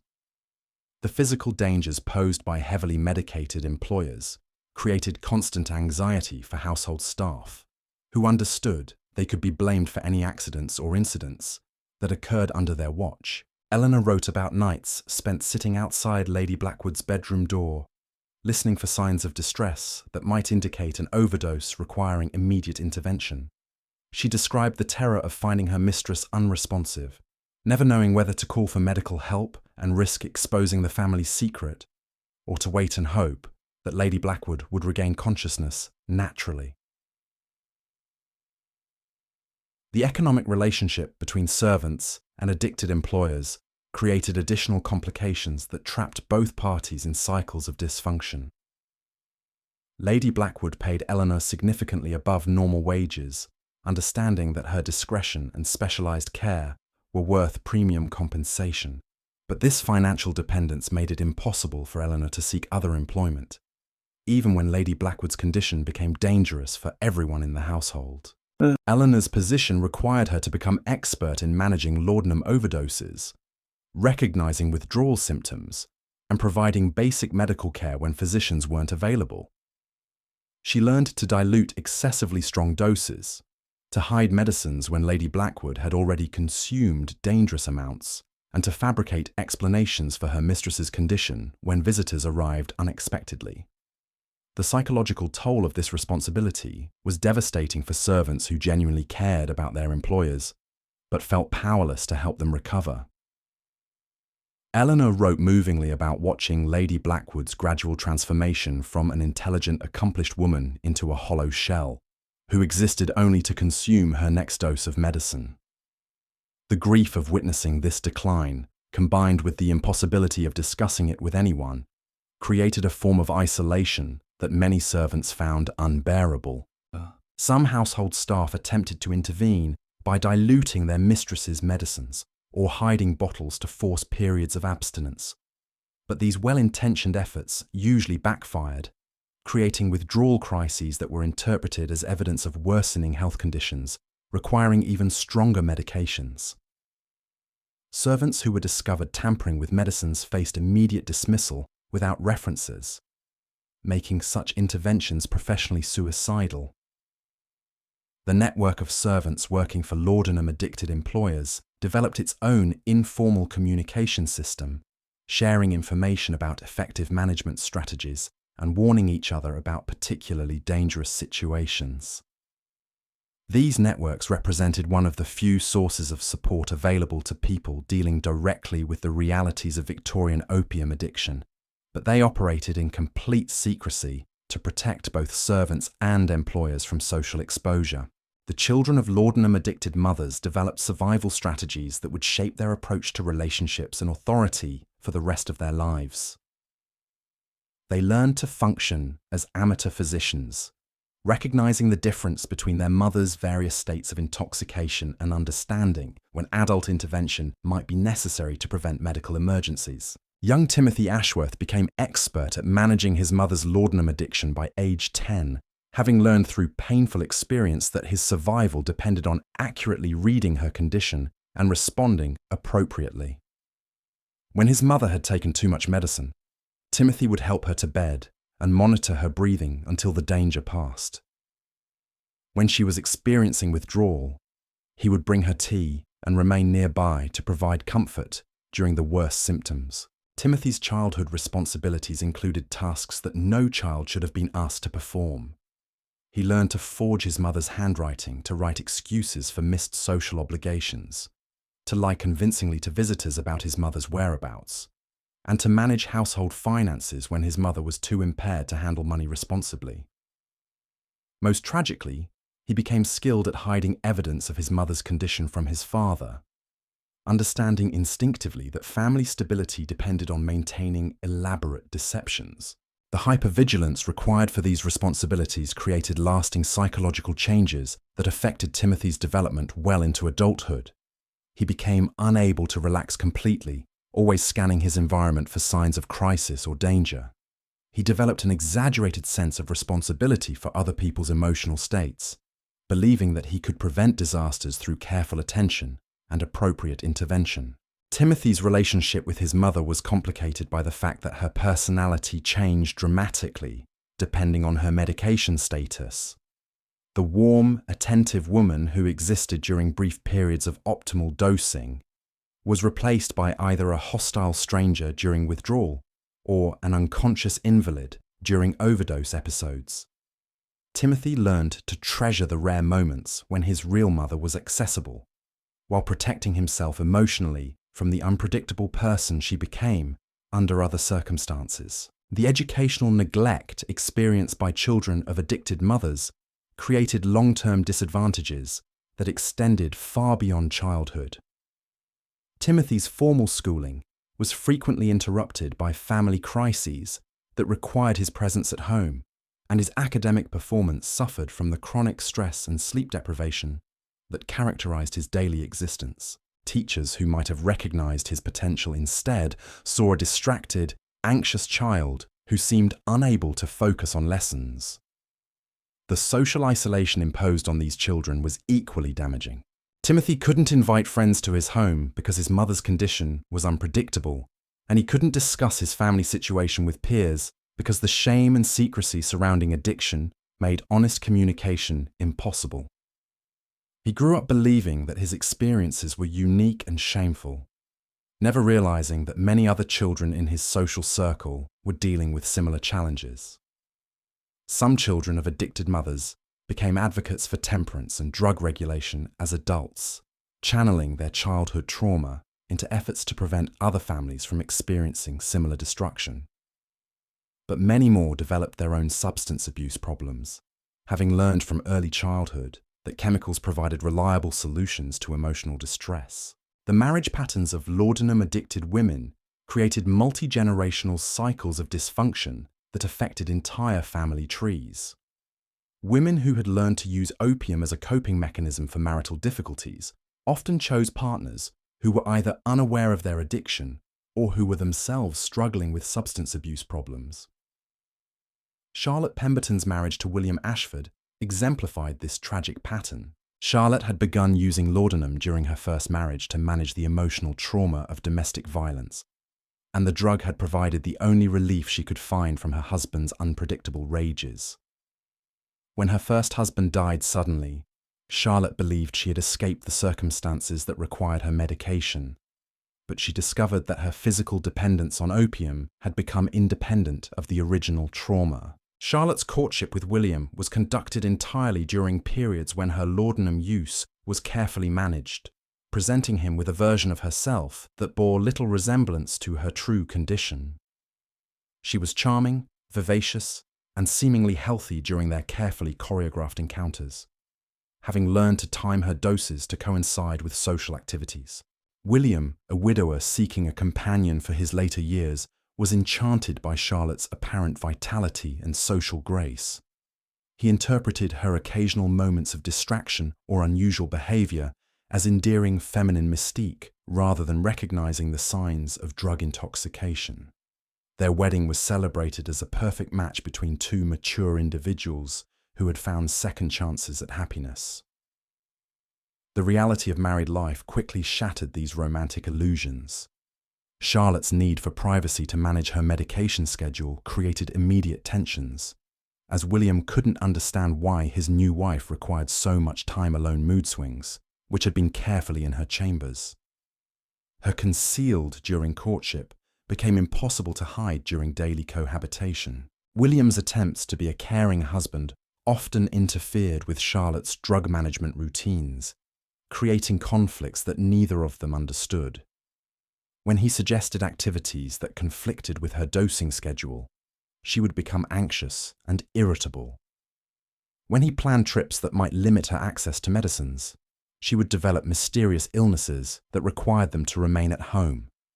The gradual revelation of Charlotte's addiction destroyed William's trust and left him feeling deceived and manipulated.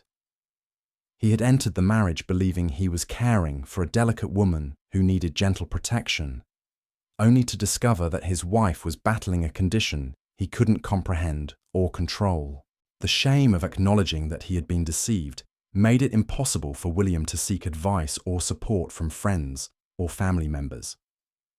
Charlotte's addiction progressed rapidly under the stress of trying to maintain her marriage while managing her drug dependence. The additional pressure of concealing her condition from someone who lived in intimate proximity pushed her toward higher doses and more frequent administration. She began experiencing withdrawal symptoms during normal daily activities, making it impossible to function as the wife William expected her to be. The financial strain of Charlotte's drug purchases created another source of marital conflict. William noticed discrepancies in household accounts, but attributed them to feminine frivolity rather than understanding their true cause. When confronted about missing money, Charlotte would fabricate elaborate explanations about expensive purchases or unexpected household expenses. The sexual dimension of their marriage became particularly problematic as Charlotte's addiction progressed. The opium affected her ability to experience physical pleasure or emotional intimacy, making marital relations feel mechanical and distressing. William interpreted her lack of responsiveness as rejection, never understanding that his wife was chemically incapable of the emotional connection he desired. Charlotte's final years were marked by increasingly desperate attempts to manage both her addiction and her marriage simultaneously. She would take massive doses of laudanum before social events to appear normal and happy, then suffer severe withdrawal symptoms in private, while William remained unaware of her condition. The physical and emotional toll of this constant performance eventually proved unsustainable. When Charlotte died from an accidental overdose, William was left not only with grief, but with crushing guilt about his failure to recognize or address his wife's suffering. The discovery of hidden laudanum bottles throughout their home forced him to confront the reality that his second marriage had been built on deception and illness, rather than the mutual affection he had believed they shared.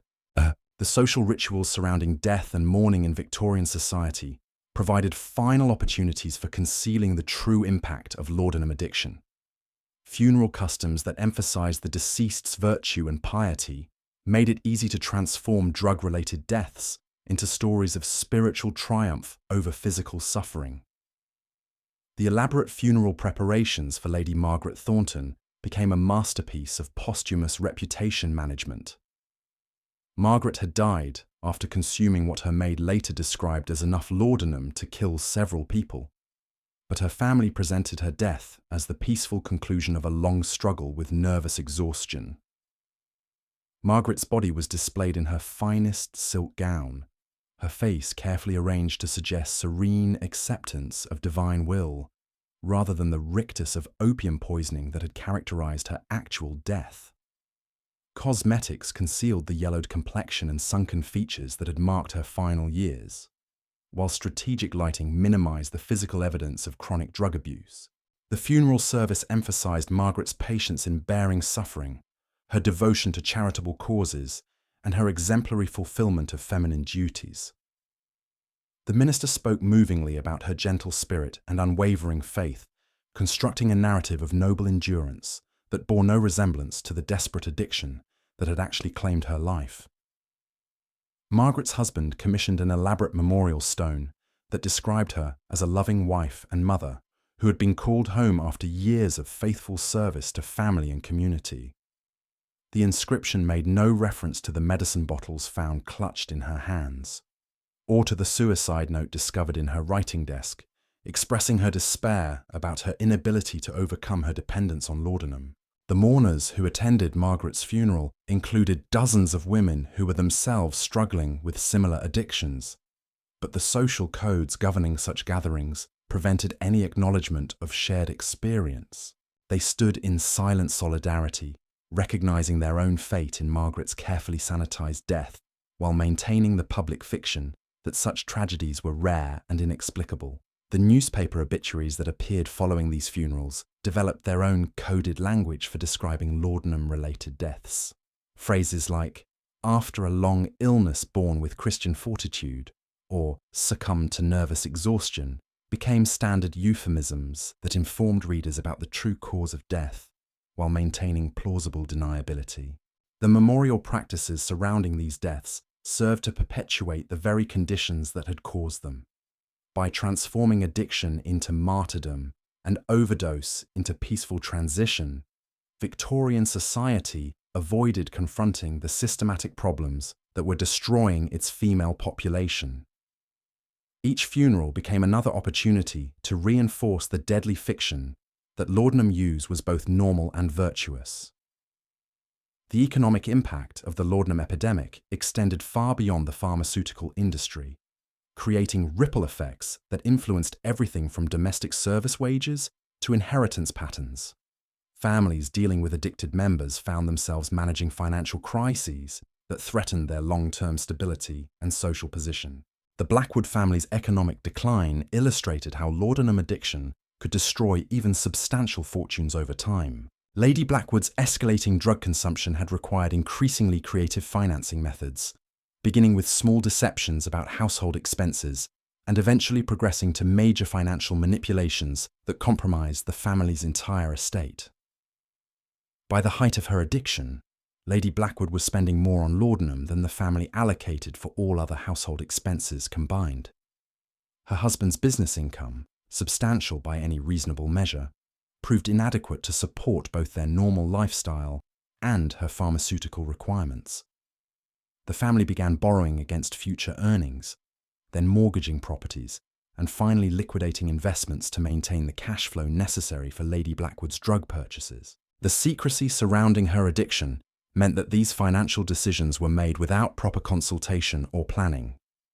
Mr. Blackwood attributed their mounting debts to general economic difficulties rather than understanding that his wife's medical expenses were consuming their capital.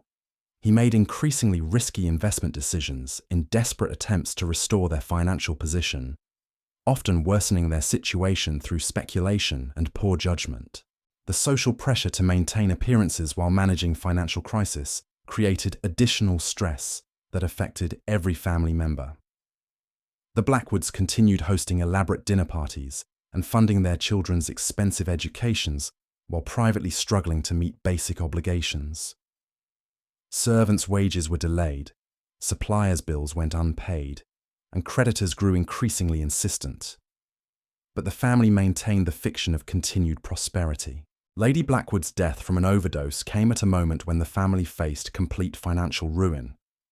Her funeral expenses, paid for with borrowed money, represented the final drain on resources that had been systematically depleted over years of hidden addiction.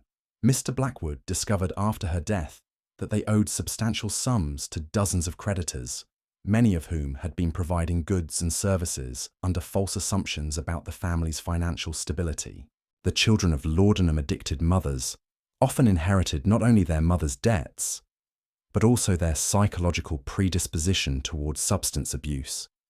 Young Edward Blackwood, who had spent his teenage years watching his family's mysterious financial decline, began drinking heavily as soon as he left home for university. His alcoholism, developed as a coping mechanism for childhood trauma, created new financial drains that perpetuated the cycle of addiction and economic instability. The marriage prospects of children from laudanum-affected families were often severely compromised by both financial constraints and social suspicions about hereditary weakness. Potential suitors and their families would investigate carefully before committing to unions with families that had experienced mysterious illnesses or unexplained financial difficulties. The insurance industry began developing crude actuarial models that identified families with histories of female nervous disorders as poor risks for life insurance policies. These calculations, based on statistical correlations rather than medical understanding, effectively penalize families dealing with laudanum addiction by making it difficult to obtain financial protection against further losses. The legal profession developed specialized expertise in managing the complex estate issues created by laudanum-related deaths. Lawyers learned to identify the signs of drug-related financial manipulation and developed strategies for protecting surviving family members from creditors who might have been unknowingly enabling addictive behaviors through extended credit arrangements. The banking industry's response to the laudanum epidemic revealed both the scope of the problem and society's continued denial of its existence. Bank managers began recognizing patterns of account activity that suggested customer drug addiction, but they developed policies designed to protect institutional interests rather than to help struggling families address underlying problems. Private banks serving wealthy clientele noticed increasing numbers of female customers who made frequent, small withdrawals that didn't correspond to normal household expense patterns. These women would visit multiple branches, often accompanied by servants, to conduct transactions that seemed designed to avoid attracting attention to their total withdrawal amounts. Bank officers learned to recognize the physical signs of laudanum intoxication in customers who arrived to conduct business while heavily medicated. They developed procedures for handling clients who seemed confused about transaction amounts, or who signed documents with measures where design obviously impaired judgment. But these protective to limit institutional liability, rather than to provide assistance to customers who were clearly struggling with serious problems. The correspondence between banks and their laudanum-addicted customers revealed the elaborate deceptions required to maintain addiction while preserving social respectability. Women would write detailed letters explaining unusual account activity, creating fictional expenses, and fabricating financial emergencies to justify their frequent need for cash. Mrs. Penelope Ashworth's letters to her private banker provided a masterclass in the creative accounting required to fund laudanum addiction without arousing suspicion. She described non-existent home repairs, fictional medical expenses for imaginary relatives, and elaborate charity commitments that supposedly required regular cash donations. Her banker, recognizing the implausibility of her explanations, but reluctant to challenge a valued customer, simply processed her requests while maintaining careful records that documented the progression of her financial deception. The banking industry's files contained hundreds of similar cases, representing a hidden archive of the laudanum epidemic's financial impact. These records, preserved in institutional vaults long after the customers had died, provided statistical evidence of addiction's prevalence among upper-class Victorian women. But the information remained buried in confidential business files, never contributing to public understanding of the crisis. The international banking networks that served wealthy Victorian families created opportunities for particularly sophisticated financial manipulations designed to conceal drug-related expenses. Women could transfer funds between accounts in different countries, ostensibly for travel or investment purposes, while actually financing laudanum purchases that would be difficult to trace through normal channels. Lady Catherine Morrison developed an elaborate system of international transfers that allowed her to purchase opium through foreign suppliers without creating obvious connections to her domestic financial activities. She would transfer substantial sums to European banks, claiming to be investing in continental business opportunities, then use these funds to purchase drugs through networks of international dealers who specialized in serving wealthy English customers. The complexity of these international arrangements provided perfect cover for addiction-related expenses, while creating financial webs that became increasingly difficult to unravel. When Lady Catherine died from an overdose, her executors discovered that she had established accounts in 7 different countries, many of which contained evidence of drug purchases that had been ongoing for years. The foreign exchange aspects of international drug purchases created additional opportunities for financial manipulation that further concealed the true cost of laudanum addiction. Women could claim currency losses to explain missing funds, or could exaggerate the expenses associated with international travel to cover the cost of drugs purchased abroad. The development of international telegraph networks during the Victorian era made it possible to coordinate these complex financial arrangements across vast distances, but the same technology also created new opportunities for discovery when family members or legal authorities began investigating suspicious account activities. The telegraph companies that process messages related to drug purchases became unwitting participants in the laudanum trade, handling coded communications between addicted customers and their suppliers across national boundaries. The standardized forms used for international telegrams preserved evidence of these transactions in company archives, creating another hidden record of the epidemic's scope and international character. The maritime industry played a crucial role in supplying the international opium trade that fed Victorian laudanum addiction. Ship captains and crew members developed sophisticated smuggling networks that transported drugs alongside legitimate cargo, often with the knowledge and cooperation of customs officials who had been bribed or who simply didn't understand the medical significance of the substances they were allowing to pass through their ports. Captain Andrew Fairfax commanded merchant vessels that travelled regularly between London and various ports in the eastern Mediterranean, where high-quality opium was readily available from Turkish and Syrian suppliers.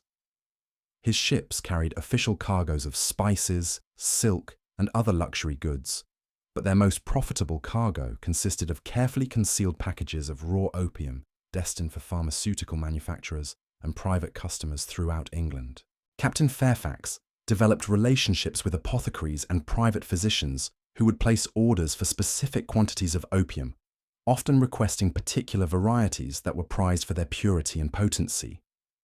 These medical professionals understood that their wealthy female patients required stronger preparations than were generally available through normal commercial channels, and they were willing to pay premium prices for superior products.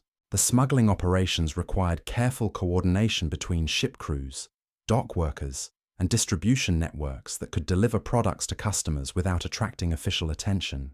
Captain Fairfax employed a network of servants, delivery men, and shop assistants who could transport drugs from ships to customers while maintaining the appearance of conducting legitimate business.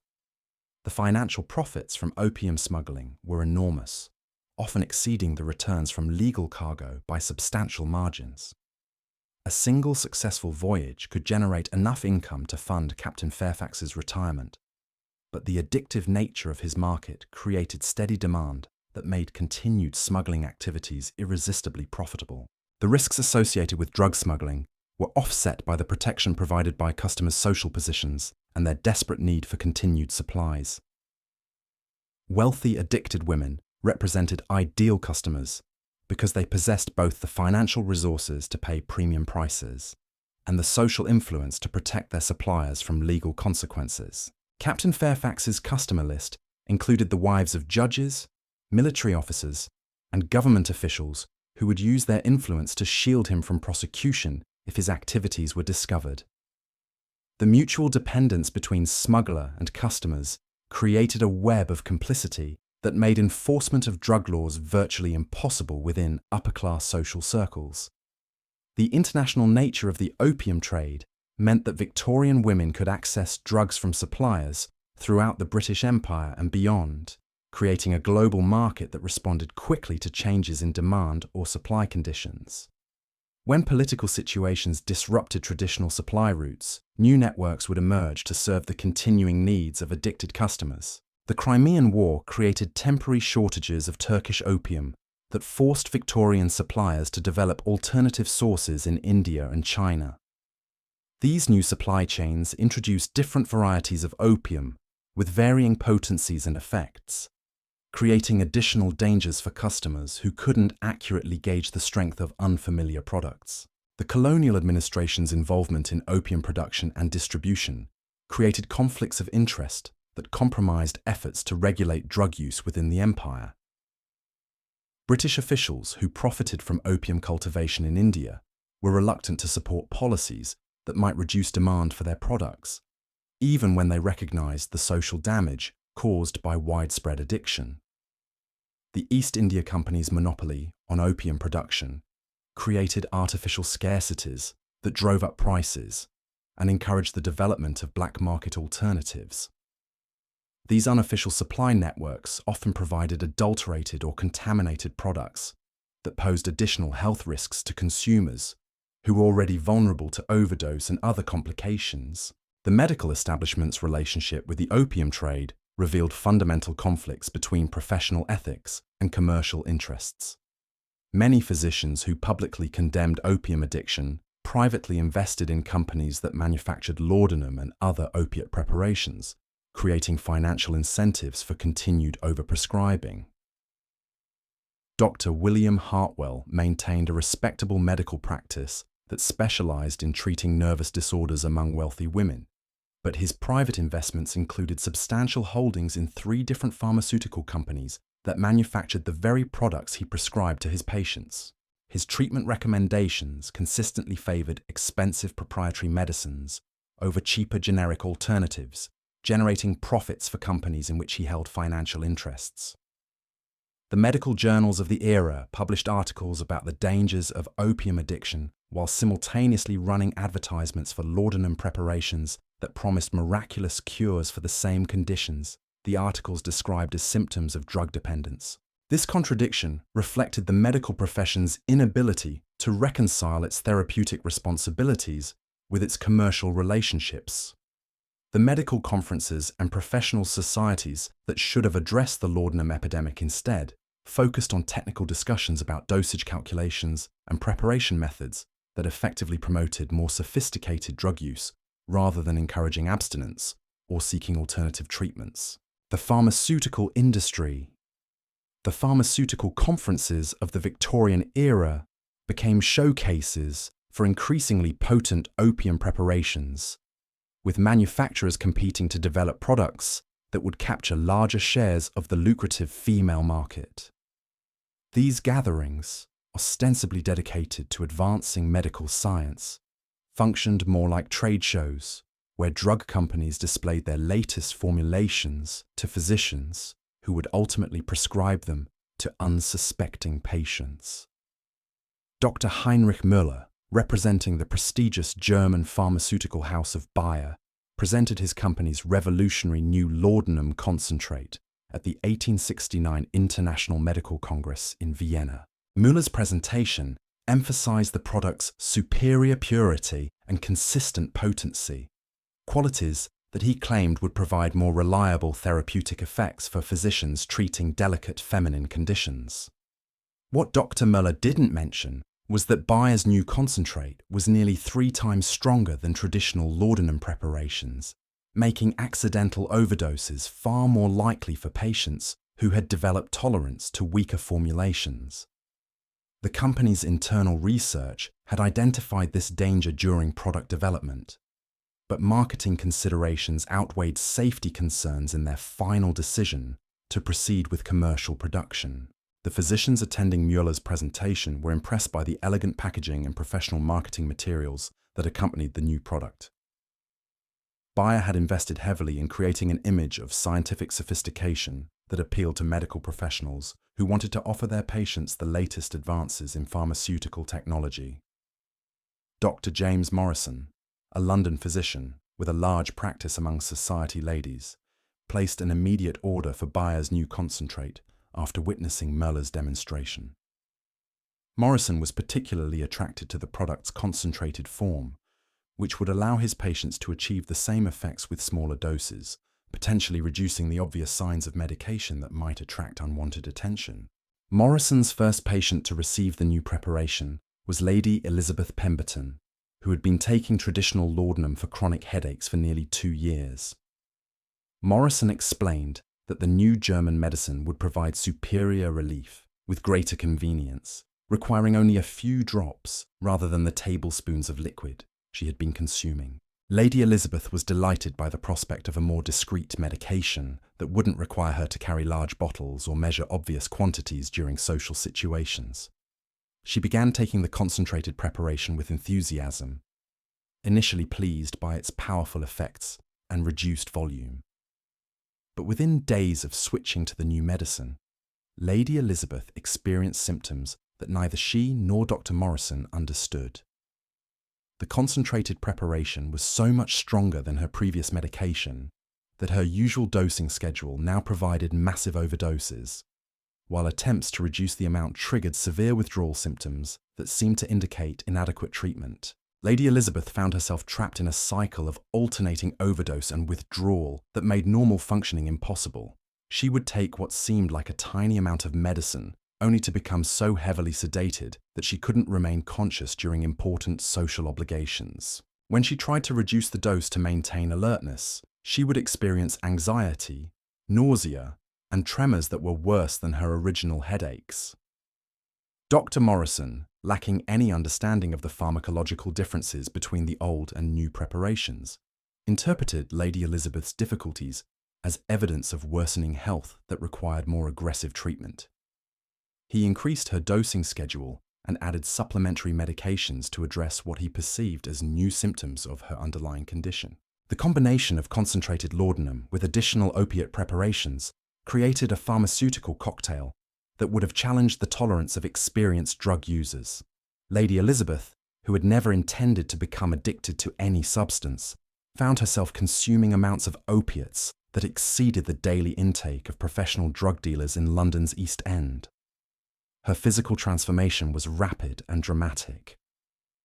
Within weeks of beginning the new treatment, Lady Elizabeth had lost significant weight, developed a persistent tremor, and begun experiencing hallucinations that made social interaction increasingly difficult. Her skin took on the waxy, yellowish appearance characteristic of chronic opium poisoning, while her pupils remained constricted even in dim lighting. The servants in the Pemberton household watched their mistress's decline with growing alarm. Mary O'Sullivan, Lady Elizabeth's personal maid, later described finding her employer unconscious in her sitting room on multiple occasions, sometimes with the concentrated medicine bottle still clutched in her hand. Mary's attempts to express concern about Lady Elizabeth's condition were dismissed by both her employer and Dr. Morrison, who explained that servants couldn't be expected to understand the complexities of medical treatment for sophisticated nervous disorders.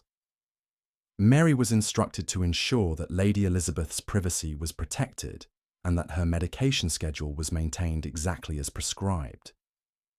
The isolation imposed by her deteriorating condition meant that Lady Elizabeth had no opportunity to compare her experiences with those of other women who might have warned her about the dangers of concentrated opium preparations. She existed in a medical bubble created by Dr. Morrison's confident pronouncements and her family's trusting acceptance of his expertise. Lady Elizabeth's husband, Sir Thomas Pemberton, noticed his wife's dramatic changes, but accepted Dr. Morrison's explanations that her symptoms represented the natural progression of her underlying nervous condition. Sir Thomas had built his successful business career on trusting expert advice, and he applied the same approach to his wife's medical treatment. The financial cost of Lady Elizabeth's treatment escalated dramatically as her tolerance to the concentrated preparation increased. Dr. Morrison's bills, which had been substantial but manageable during her treatment with traditional laudanum, began consuming significant portions of the family's discretionary income. The concentrated medicine itself was far more expensive than conventional preparations, and Dr. Morrison's frequent consultations added additional charges. Sir Thomas began to question the value of his wife's medical expenses when her condition continued to worsen, despite increasingly costly treatments. But his concerns about financial prudence were overwhelmed by his fear that reducing medical support might contribute to Lady Elizabeth's suffering or death. The social obligations that had once defined Lady Elizabeth's existence became impossible to fulfill as her addiction to the concentrated preparation progressed. She would agree to attend charity functions or dinner parties, then find herself too heavily sedated or too anxious about missing doses to leave her home. Her friends began to speculate about the mysterious illness that was transforming the vivacious woman they had known into a reclusive invalid. The most charitable interpretations suggested that Lady Elizabeth was suffering from consumption or some other wasting disease that required privacy and rest. Less charitable observers whispered about nervous breakdowns or hereditary madness that might explain her withdrawal from society. Lady Elizabeth's final public appearance occurred at a women's charity luncheon where she had promised to speak about support for orphan children. She arrived at the event having taken what she calculated to be a moderate dose of her medicine, hoping to remain alert and articulate during her presentation. But her tolerance calculations proved fatally inaccurate. The concentrated preparation's unpredictable absorption rate meant that the effects hit her more suddenly and powerfully than anticipated. She began her speech normally, discussing the plight of homeless children with her usual passion and eloquence. Midway through her remarks, Lady Elizabeth's words began to slur, and she started repeating sentences without seeming to realize her error. Her audience, composed of society ladies who had known her for years, watched in horrified silence as she swayed behind the podium, struggling to maintain her balance while attempting to continue her presentation. The speech ended when Lady Elizabeth collapsed onto the luncheon table, scattering fine china and flower arrangements while losing consciousness completely. The women in attendance assumed she had suffered some sort of seizure or fainting spell brought on by her delicate constitution and the stress of public speaking. Dr. Morrison, summoned to treat Lady Elizabeth at the scene of her collapse, attributed her condition to nervous exhaustion and prescribed complete rest along with increased doses of her medication to prevent similar episodes in the future. He assured Sir Thomas that such incidents were common among ladies of refined sensibility who overtaxed their delicate systems. Lady Elizabeth never recovered from the humiliation of her public collapse. The incident confirmed her worst fears about her inability to control her medication effects, while the sympathetic concern expressed by her friends made her feel like a fraud who was deceiving people about her true condition. She began taking larger doses of the concentrated preparation to achieve the sense of peace and detachment that had initially attracted her to laudanum use. But the powerful medicine now required dangerous amounts to produce the desired effects, creating a pharmaceutical Russian roulette where each dose might be her last. Lady Elizabeth's death occurred on a quiet Tuesday afternoon as she sat in her favourite garden chair, reading a novel she had enjoyed before her addiction began. Mary O'Sullivan found her employer's body several hours later, the book still open in her lap, and the concentrated medicine bottle empty beside her. The official cause of death was recorded as heart failure brought on by chronic nervous exhaustion, a diagnosis that satisfied the coroner and preserved the family's reputation. Dr. Morrison signed the death certificate without hesitation, genuinely believing that Lady Elizabeth had succumbed to the progressive nervous disorder he had been treating. The funeral arrangements reflected the social standing Lady Elizabeth had maintained throughout her addiction, with hundreds of mourners attending services that celebrated her charitable works and feminine virtues. The minister spoke movingly about her patient endurance of suffering and her devotion to helping society's most vulnerable members. Sir Thomas commissioned a memorial window in the local church that depicted Lady Elizabeth as an angel of mercy watching over orphaned children. The image became a lasting symbol of Victorian feminine ideal, commemorating a woman whose actual death had resulted from pharmaceutical industry's reckless pursuit of profit and the medical profession's dangerous ignorance about addiction.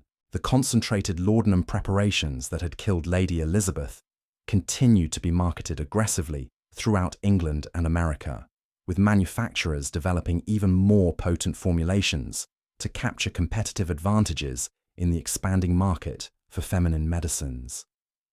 The lessons that might have been learned from her death remained hidden behind the elaborate deceptions that Victorian society used to protect itself from uncomfortable truths. Dr. Morrison continued his medical practice without any recognition of his role in Lady Elizabeth's death, eventually becoming a respected authority on the treatment of nervous disorders among upper-class women. His techniques for managing delicate feminine constitutions were adopted by physicians throughout the English-speaking world, ensuring that Lady Elizabeth's tragedy would be repeated countless times in drawing rooms and private chambers across the civilized world.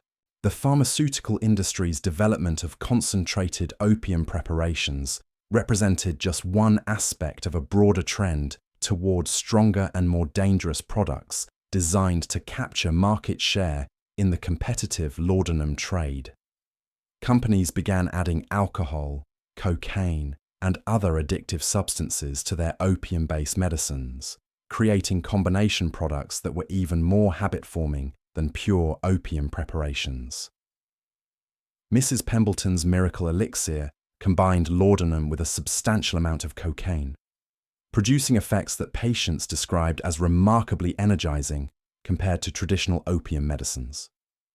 The cocaine masked some of opium's sedating effects, allowing women to remain functional while consuming dangerous amounts of opiates. Sarah Mitchell, a minister's wife from Yorkshire, became one of the first customers to try Mrs. Pemberton's new formula after her usual laudanum supplier recommended it as a superior treatment for the chronic fatigue that had been troubling her for months. Sarah was immediately impressed by the elixir's ability to provide pain relief without the drowsiness that had been interfering with her church duties. The cocaine component of Mrs. Pemberton's formula created a euphoric energy that Sarah had never experienced with traditional laudanum. She felt capable of accomplishing enormous amounts of work, organizing charity drives with unprecedented enthusiasm, while maintaining her medication schedule without the obvious impairment that had characterized her previous drug use. But the combination of opium and cocaine created addiction patterns that were far more complex and dangerous than either drug alone. Sarah found herself requiring increasing amounts of the elixir to maintain her energy levels, while experiencing withdrawal symptoms that combined the worst aspects of both cocaine and opium dependence. The cocaine withdrawal created depression and exhaustion that were far more severe than anything Sarah had experienced during her years of laudanum use, while the opium withdrawal produced physical symptoms that made normal functioning impossible. The combination meant that any attempt to reduce her medication consumption triggered multiple types of withdrawal simultaneously. Sarah's consumption of Mrs. Pemberton's elixir escalated rapidly as her tolerance to both components increased independently.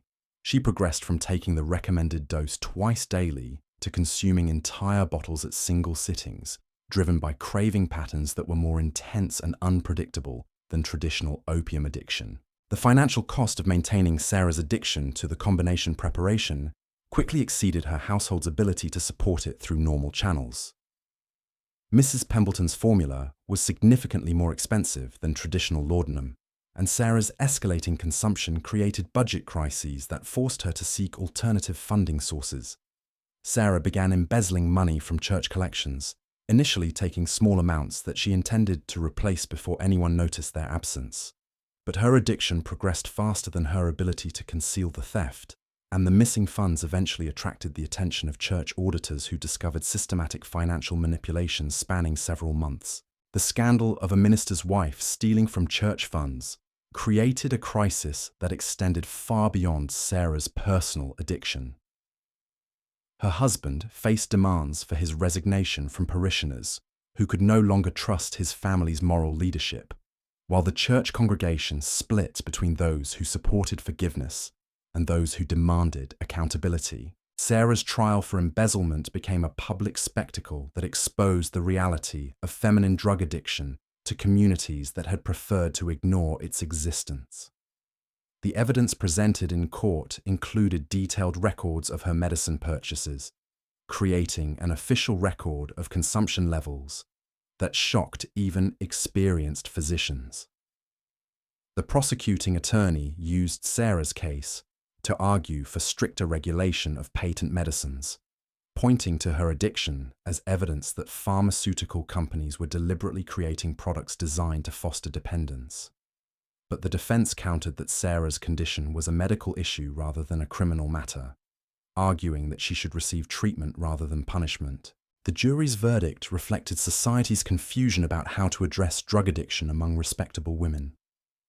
They found Sarah guilty of theft, but recommended lenient sentencing based on her medical condition, creating a legal precedent that acknowledged both the reality of addiction and the need for social accountability when drug dependence led to criminal behavior. Sarah's sentencing hearing revealed the complete inadequacy of the legal system's response to laudanum addiction. The judge, lacking any understanding of addiction treatment, sentenced her to 6 months in prison, followed by mandatory residence in a private sanitarium where she would receive medical supervision. This approach satisfied no one while helping nothing. The prison environment proved catastrophic for Sarah's physical and mental health. Cut off from her medication supply without medical supervision, she experienced withdrawal symptoms so severe that prison doctors feared for her life. They had no training in addiction treatment and no protocols for managing opiate withdrawal, leaving Sarah to suffer through hallucinations, convulsions, and delirium that lasted for weeks. The other female prisoners, mostly prostitutes and thieves from London's poorest neighbourhoods, initially viewed Sarah with suspicion and resentment. Her refined accent and obvious middle-class background marked her as different from their usual cellmates. But as they witnessed her withdrawal agony, many recognised symptoms they had seen in their own lives or those of their associates who used opium recreationally. Mary Flanagan, a pickpocket serving time for theft, became Sarah's unofficial caretaker during the worst phases of withdrawal. Mary had grown up in London's East End, where opium use was common and openly acknowledged, giving her practical knowledge about managing withdrawal symptoms that prison officials lacked. Mary would sit beside Sarah during her worst moments, holding her hands steady when tremors made eating impossible, and talking her through panic attacks that left her gasping for breath. The bond formed between these two women from vastly different social backgrounds illustrated how laudanum addiction transcended class distinctions in its basic human impact. Sarah's experience in prison forced her to confront the reality of her addiction without the elaborate social mechanisms that had enabled her denial. Stripped of her respectable identity and comfortable surroundings, she could no longer pretend that her drug use was simply medical treatment for legitimate health conditions. The sanitarium where Sarah was transferred after completing her prison sentence represented the era's most advanced approach to treating female addiction, but even these specialized facilities operated with limited understanding of effective treatment methods. The Willowbrook Institute for Nervous Disorders promised revolutionary treatments based on European methods, but their actual techniques differed little from the rest cures that had failed countless other women. Dr. Augustus Blackwell, Willowbrook's medical director, believed that feminine addiction resulted from moral weakness combined with physical delicacy that made women particularly susceptible to the corrupting influence of powerful medicines. His treatment protocol emphasized moral instruction, religious counseling, and gradual reduction of opiate medications under strict medical supervision. Sarah's treatment began with complete isolation from outside influences that might undermine her recovery.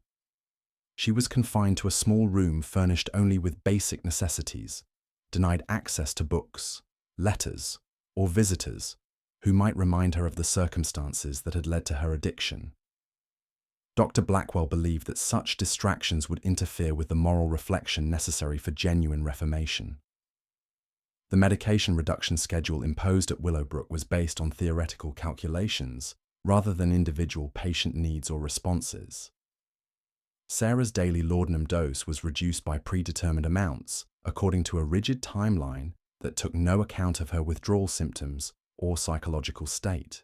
The physical agony of forced withdrawal was compounded by the psychological pressure of constant moral evaluation by staff members who interpreted any sign of distress as evidence of insufficient commitment to recovery. Sarah's requests for additional medication to ease withdrawal symptoms were recorded as moral failures, while her physical symptoms were attributed to weakness of character rather than medical necessity. The other women confined at Willowbrook represented a cross-section of Victorian society's laudanum casualties. Lady Margaret Ashworth had been committed by her husband after her addiction had progressed to the point where she could no longer fulfill basic social obligations. Miss Catherine Pemberton, a judge's daughter, had been sent for treatment after attempting suicide when her family discovered her drug use.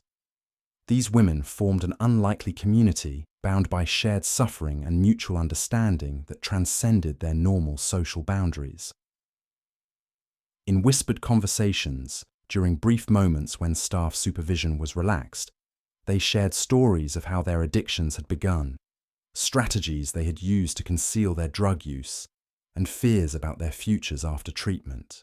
The institutional routine at Willowbrook was designed to replace the chaos of addiction with structured activities that would rebuild moral character and feminine virtue. Sarah's days began with mandatory religious services, followed by domestic instruction intended to restore her capacity for proper household management.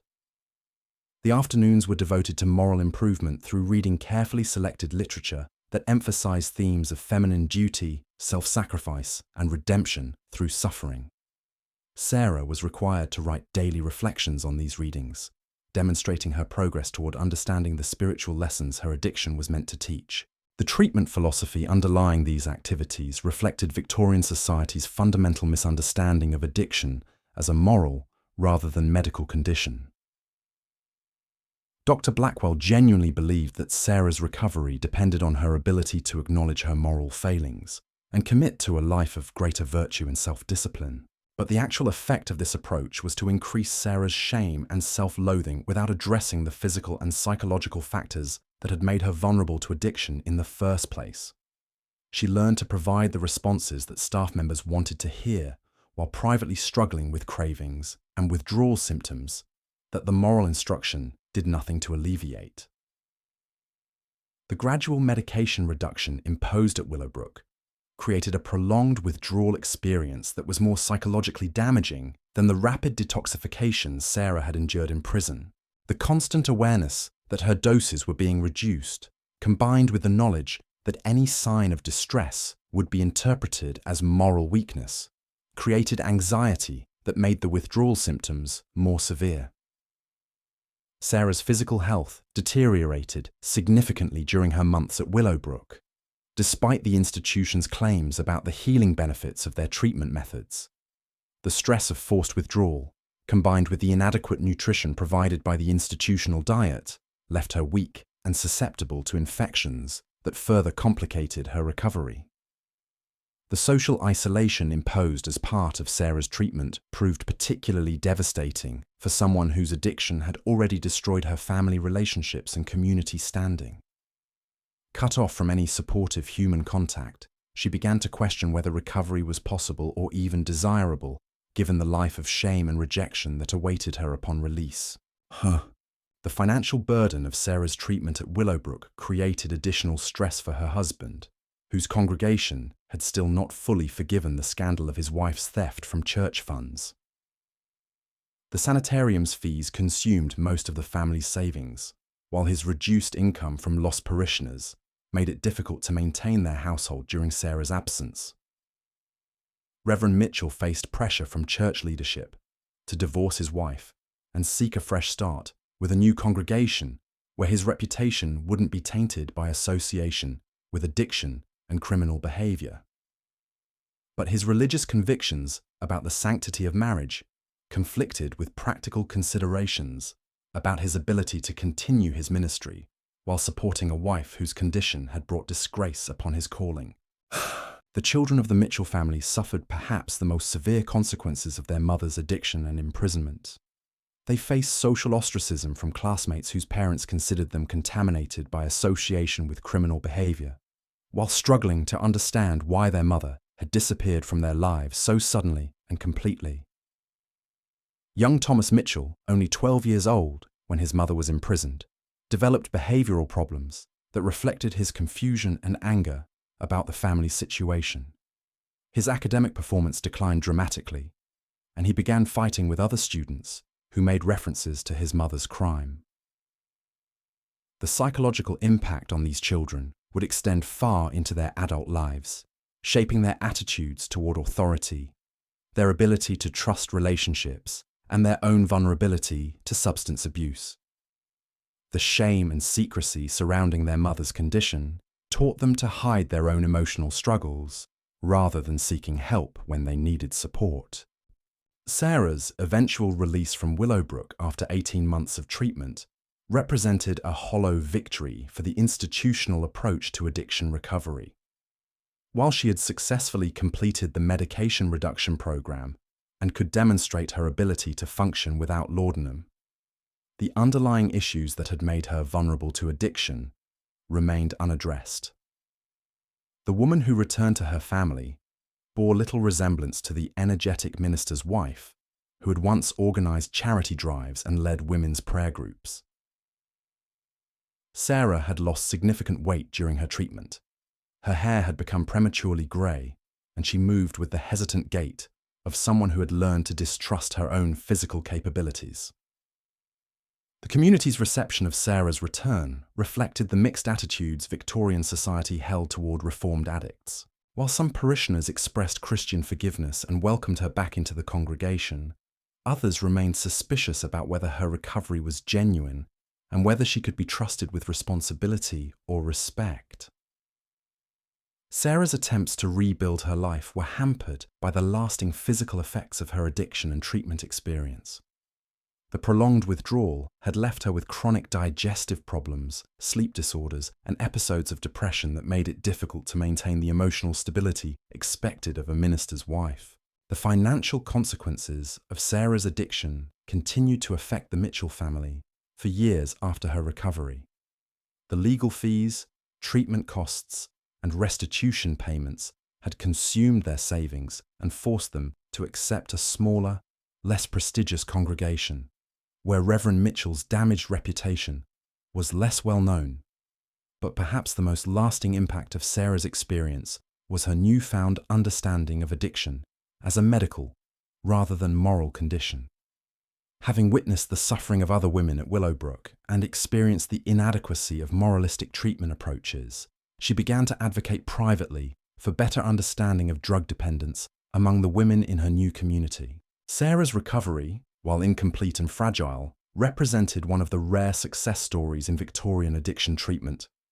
Most women who developed serious laudanum dependence either died from overdoses or spent their remaining years cycling between periods of sobriety and relapse, never finding effective support for long-term recovery.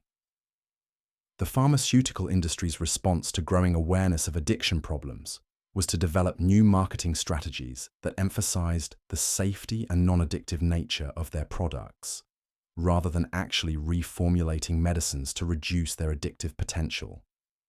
Companies began using testimonials from supposedly recovered patients to demonstrate that their products could be used safely when taken as directed.